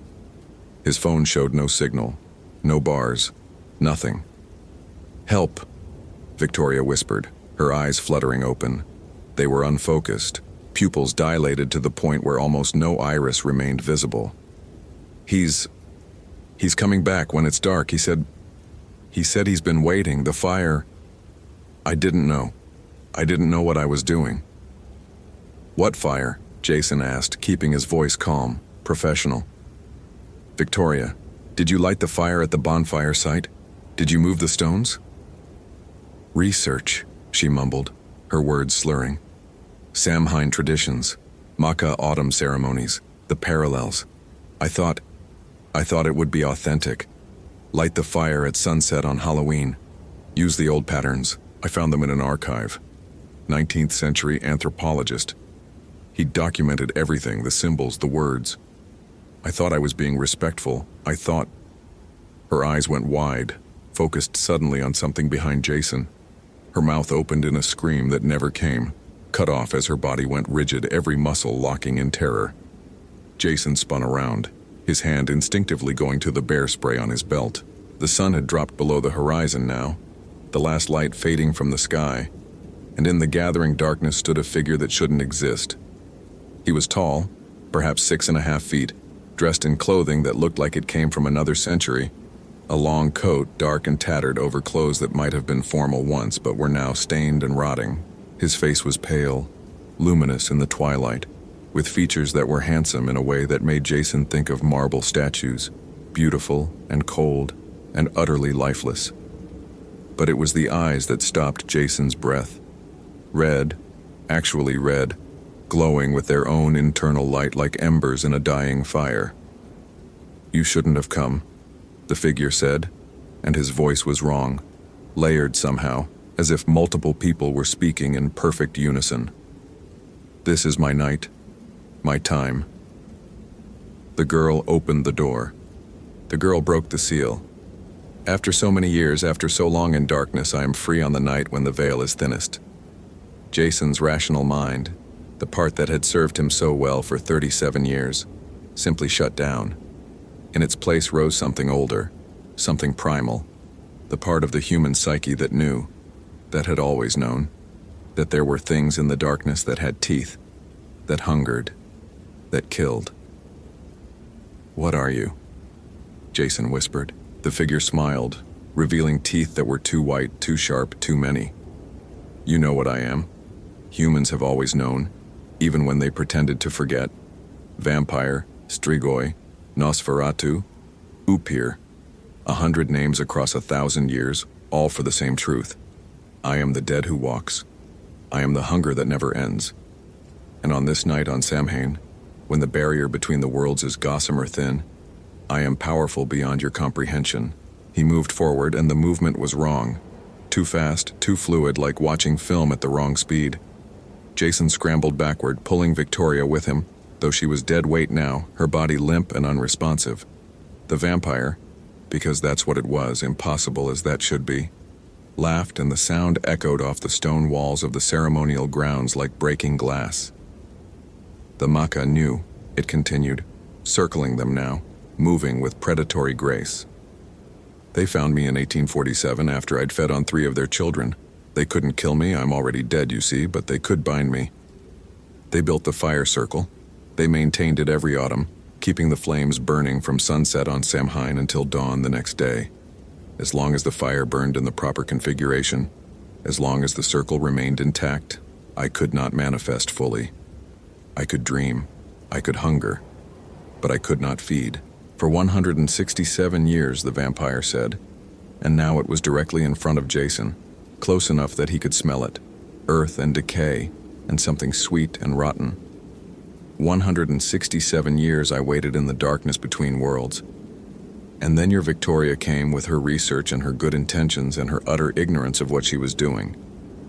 She lit her fire at sunset. She used the correct patterns, the correct symbols. But she did it wrong. She reversed the binding. She opened the door instead of keeping it closed. Victoria stirred in Jason's arms, her eyes opening again.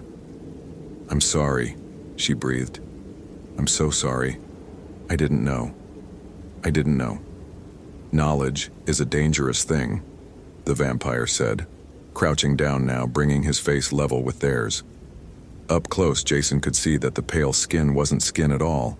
It was more like porcelain, smooth and perfect, and completely inhumane. But ignorance is deadlier still. You performed a ritual without understanding it. You broke a seal without knowing what it contained. And now, on the one night of the year when my power is absolute, you've given me everything I needed. Jason's hand found his radio again, desperately keying the emergency channel. "Mayday, Mayday, this is Ranger Crawford at the Maca ceremonial grounds. I have a medical emergency and a hostile..." He faltered, because what could he possibly say that wouldn't sound insane? Hostile individual, requesting immediate backup, and... The vampire's hand shot out faster than thought and crushed the radio.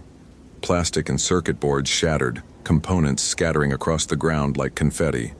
Jason hadn't even seen it move. "No one is coming," the vampire said simply. "On this night, in this place, the normal rules do not apply. Your technology will not function. Your weapons will not harm me.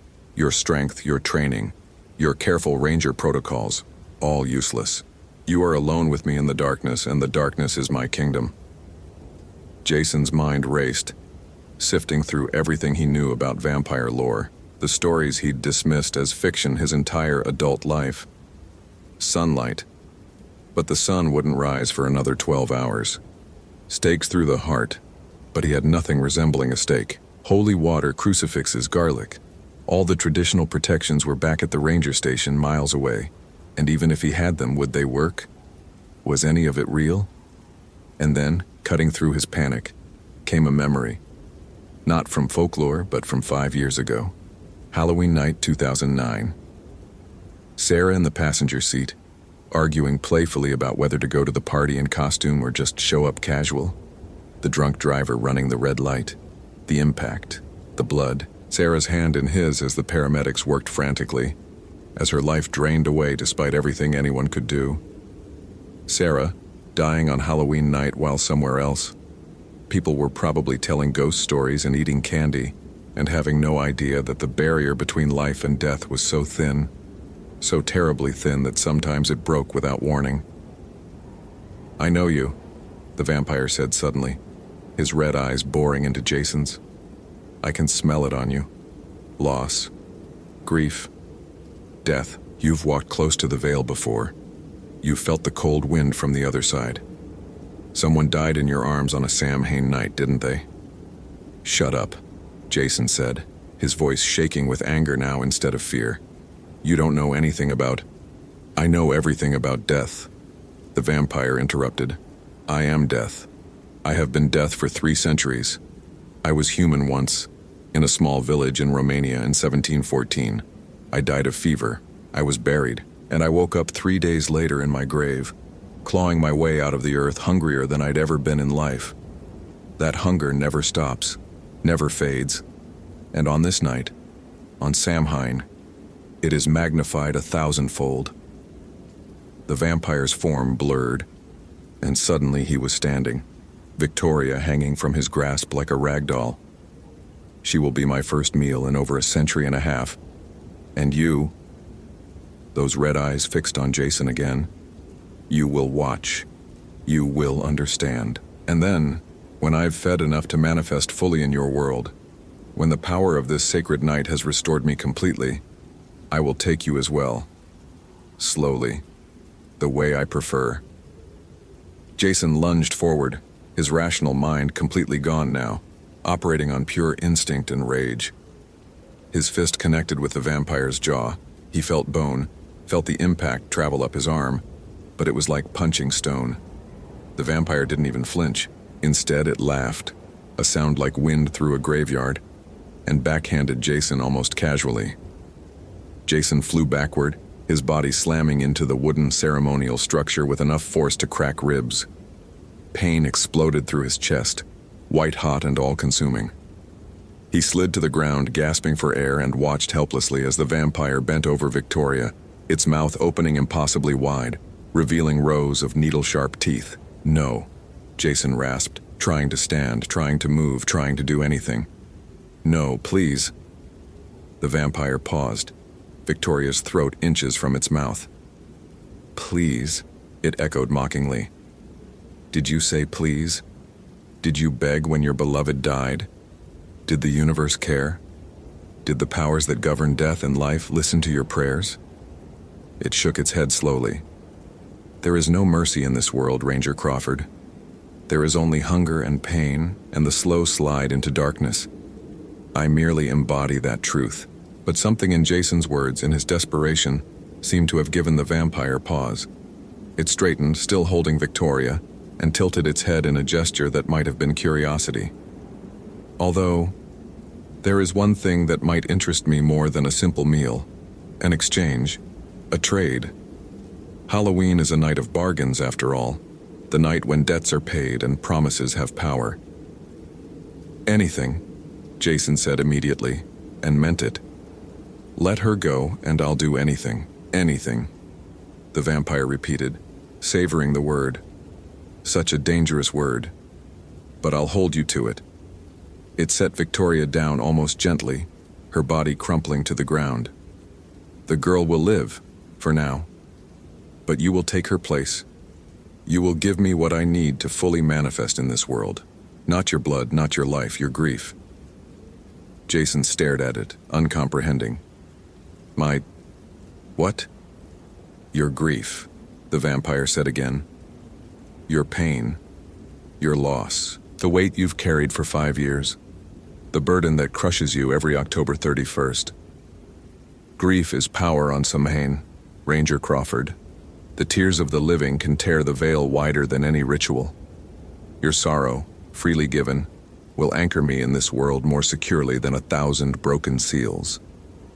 "I don't understand," Jason whispered. "Then let me show you." The vampire moved forward again, and this time when it touched Jason's forehead, the world dissolved. He was in the hospital again. 5 years ago, Halloween night 2009.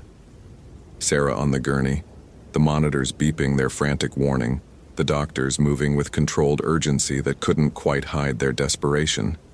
Blood everywhere. So much blood. Sarah's hand in his, her grip weakening.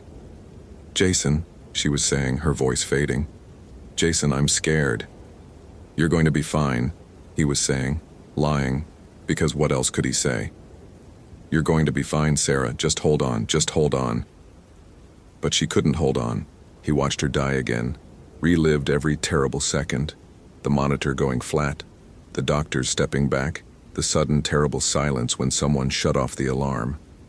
He watched himself crumble, watched himself break, watched the exact moment when his heart stopped beating in any meaningful way, and then the vision shifted. He saw himself over the next 5 years, the drinking, the isolation, the carefully constructed walls he'd built around the wound that wouldn't heal. He saw himself pushing away friends, family, everyone who tried to reach him. He saw himself choosing overnight shifts on Halloween, year after year, because facing the holiday was facing her absence, and that absence was a void that threatened to swallow him whole. "There," the vampire whispered, and they were back in the ceremonial grounds. Jason on his knees, tears streaming down his face. "That is what I want. That pain, that grief. Give it to me freely, and I will spare the girl. Hold on to it, and I will drain her dry before your eyes, and then I will take you as well." Jason couldn't speak. His throat was too tight, his chest heaving with sobs he'd suppressed for 5 years. The vampire was asking him to weaponize his grief, to turn Sarah's death into fuel for a monster. But if he refused, Victoria would die. Another life lost on Halloween. Another person who'd never see November 1st. "How?" he finally managed to ask. How do I give you my grief?" The vampire smiled, and this time there was something almost like sympathy in its ancient eyes. "You must speak it. All of it. Every memory, every regret, every moment of pain you've locked away. Pour it out into the night air, on this sacred ground, where the veil is thin and emotions have weight.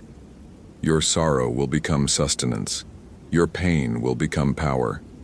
And in exchange, I will spare the girl and return to my rest until the next Samhain." "You'll go back," Jason said slowly. "You'll bind yourself again." "For 7 years," the vampire confirmed. 7 years of sleep, of darkness, of hunger unfed. And then the cycle will begin again. Someone will come, ignorant and well-meaning, and perhaps they will break the seal once more.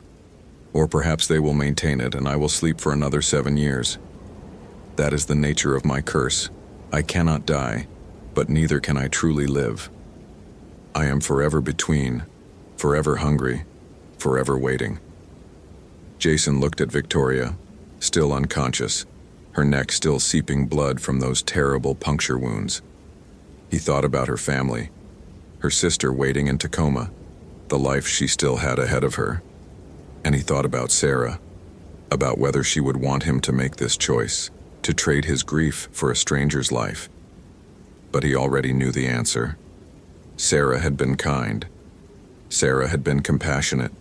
Sarah would have made the trade in a heartbeat. "All right," Jason said. "I'll do it."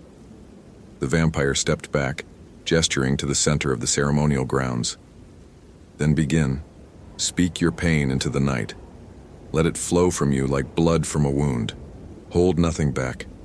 The more complete your confession, the more powerful the binding will be." Jason stood on shaking legs and walked to the center of the grounds. Above him, the stars were coming out, brilliant against the darkening sky. A crescent moon hung low on the horizon, the dark moon of Samhain when the barrier between worlds was at its thinnest. He could feel it now, that thinness, like standing at the edge of a cliff and knowing that one step would send him tumbling into the void. "Her name was Sarah Callahan," he began, and his voice broke immediately. "We met in college. She was studying environmental science. I was pre-law, back before I decided to become a ranger instead. She was everything, smart and funny and kind, and she saw the best in everyone, even when they didn't deserve it." The words came slowly at first, then faster, the dam breaking after 5 years of careful containment. He talked about their first date, their first kiss, the way she laughed at his terrible jokes. He talked about the proposal, the wedding, the tiny apartment they'd shared in Tacoma while he finished his ranger training. He talked about her taking a teaching job, about the plans they'd made for children, for a house, for a future that stretched out ahead of them like a golden road. And then he talked about Halloween night 2009, the party they'd been going to, the stupid argument about costumes that had made them both laugh, the red light they'd never even seen, the impact, the screaming, the ambulance ride where he'd held her hand and promised her everything would be okay, even as the paramedics worked frantically around them. He talked about the hospital, about watching her die, about the way her grip had loosened on his hand, and how he'd known, just known, that she was gone before the monitors confirmed it. He talked about the funeral, about standing in the rain while they lowered her casket into the ground, about the terrible emptiness that had followed, and he talked about the years since. The drinking, the isolation, the carefully constructed armor he wore every day to keep from falling apart. The way he avoided Halloween, avoided anything that reminded him of that night. The way he'd stopped living in any meaningful sense, just existing, just going through the motions, waiting without even knowing he was waiting. As he spoke, the air around him began to shimmer. His words seemed to take on weight, substance becoming visible in the darkness like smoke or mist. The vampire stood watching, its red eyes fixed on Jason with an intensity that was almost reverent, and Jason realized with a sick jolt that the creature was feeding, not on blood but on emotion, on the raw pain that he was pouring out into the Halloween night. The more he spoke, the lighter he felt. Not better exactly, but different. As if each word carried away a piece of the weight he'd been bearing for 5 years. As if by speaking his grief aloud, by giving it form and voice, he was somehow releasing its hold on him. Hours passed. The moon rose higher, tracking across the sky toward midnight. Jason talked until his voice was hoarse, until he'd exhausted every memory, every regret, every moment of pain. He talked about Sarah's favorite songs, her love of bad horror movies, the way she'd steal his coffee in the mornings. He talked about the dreams he still had where she was alive, and the terrible moment every morning when he woke up and remembered that she was gone. Finally, as the clock in his mind told him it was approaching midnight, the witching hour, the moment of maximum power, he had nothing left to say. He stood in the center of the ceremonial grounds, swaying with exhaustion, surrounded by a thick fog of grief made manifest. The vampire moved forward through the mist, and Jason saw that it had changed. It looked more solid now, more present, its form no longer flickering at the edges. The grief had fed it, made it stronger, more real, but there was something else in its eyes now, not quite compassion, but perhaps understanding. "It is done," the vampire said softly. "Your bargain is fulfilled. The girl lives and I am satisfied. For now." It looked up at the sky, where the moon had reached its zenith. Midnight on Samhain, the hour of power, and with your gift I have enough strength to return to my rest and bind myself once more. "How?" Jason asked, his voice barely a whisper. "How do you bind yourself?" "The same way the Macaw did, all those years ago, with fire, with symbols, with intention." The vampire walked to the ruined bonfire site, gesturing for Jason to follow. "Help me rebuild the circle, place the stones as they were, and this time, I will teach you the correct symbols, the proper words, so that if someone breaks the seal again, you will know how to restore it." They worked together in the darkness, Jason and the monster, rebuilding the protective circle that had been shattered by Victoria's ignorant ritual. The vampire moved the heavy stones as if they weighed nothing, positioning them with mathematical precision. Jason followed its instructions, carving symbols into the earth with a stick, speaking words in a language he didn't recognize but somehow understood. Old words, Celtic words, words that had power in them like electricity. When the circle was complete, the vampire stepped into its center and looked at Jason one last time. "Light the fire," it said, "and when you do, I will sleep. For 7 years, I will sleep. But know this, Ranger Crawford. In 7 years, on October 31st, 2021, someone will come. Someone always comes. They will find this place. They will be curious. They may be well-meaning, like your Victoria, and they may break the seal again. Then I'll be here," Jason said. "I'll make sure the fire stays lit. I'll protect this place." The vampire smiled, and for the first time the expression looked almost human. "Perhaps. Or perhaps you will have moved on by then. Perhaps you will have found a way to live again instead of merely existing. That would be fitting. Your grief gave me 7 years of peace. Perhaps it gave you permission to find peace as well." Jason struck a match. He'd had waterproof matches in his emergency kit, and touched it to the kindling he'd arranged in the center of the circle. The fire caught immediately, burning with unnatural intensity, flames leaping 6 feet high within seconds. The vampire closed its eyes as the fire surrounded it, its form becoming translucent, fading, becoming less solid with each passing moment. "Thank you," it said, and its voice was distant now, echoing as if from a great depth. "For your gift, for your pain. In 3 centuries, no one has ever freely given me what I needed. They have always fought, always resisted. But you understood. Grief must be released to heal. Pain must be spoken to lose its power. You have learned what I learned too late, that holding on to death only brings more death." And then it was gone, dissolved into smoke and shadow, leaving only the fire burning in its protective circle. Jason stood watching the flames, feeling empty, not in a bad way.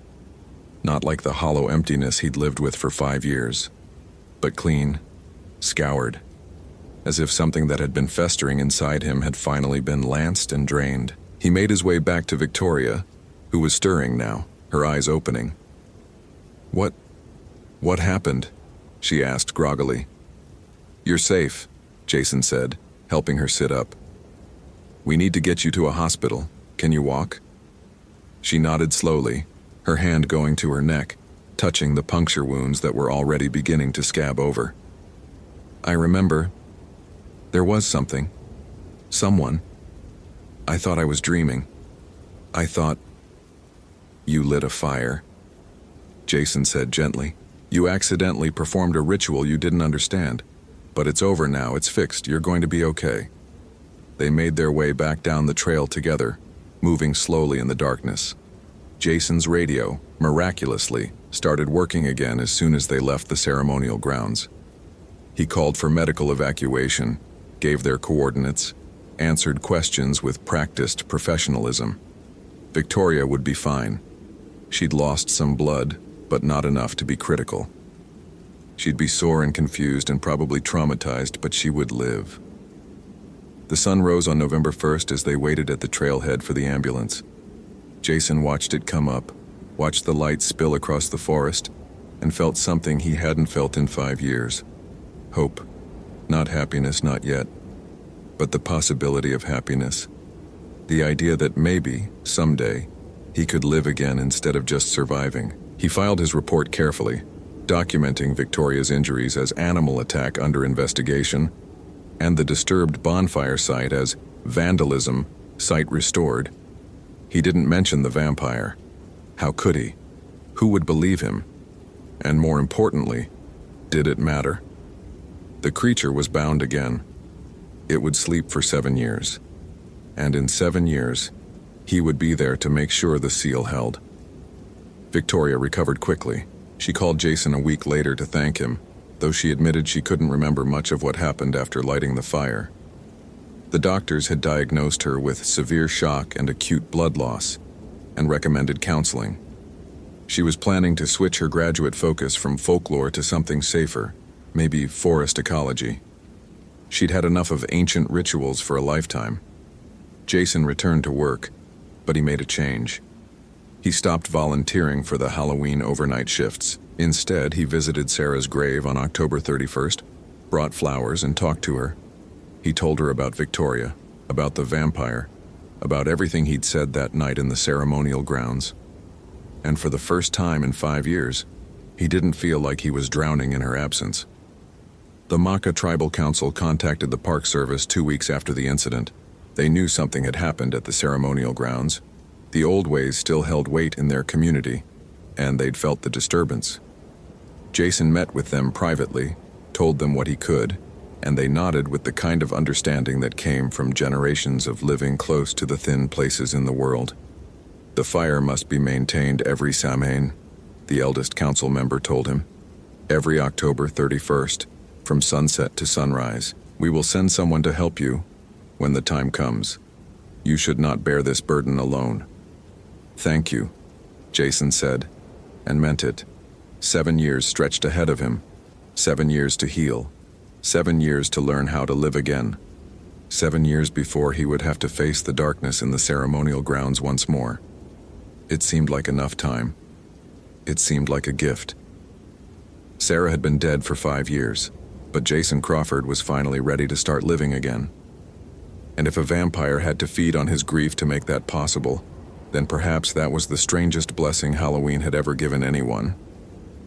The fire in the stone circle would burn on every October 31st for the foreseeable future, keeping something ancient and hungry locked safely away in the darkness where it belonged. And Jason, freed from the weight of 5 years of ungrieved loss, went forward into a future that finally felt like it held possibility again. Sometimes the monsters that hunt us are the ones we carry inside, and sometimes the only way to defeat them is to let them go. I hope this Halloween tale has haunted you. If you enjoyed this seasonal horror, consider checking out more Halloween stories.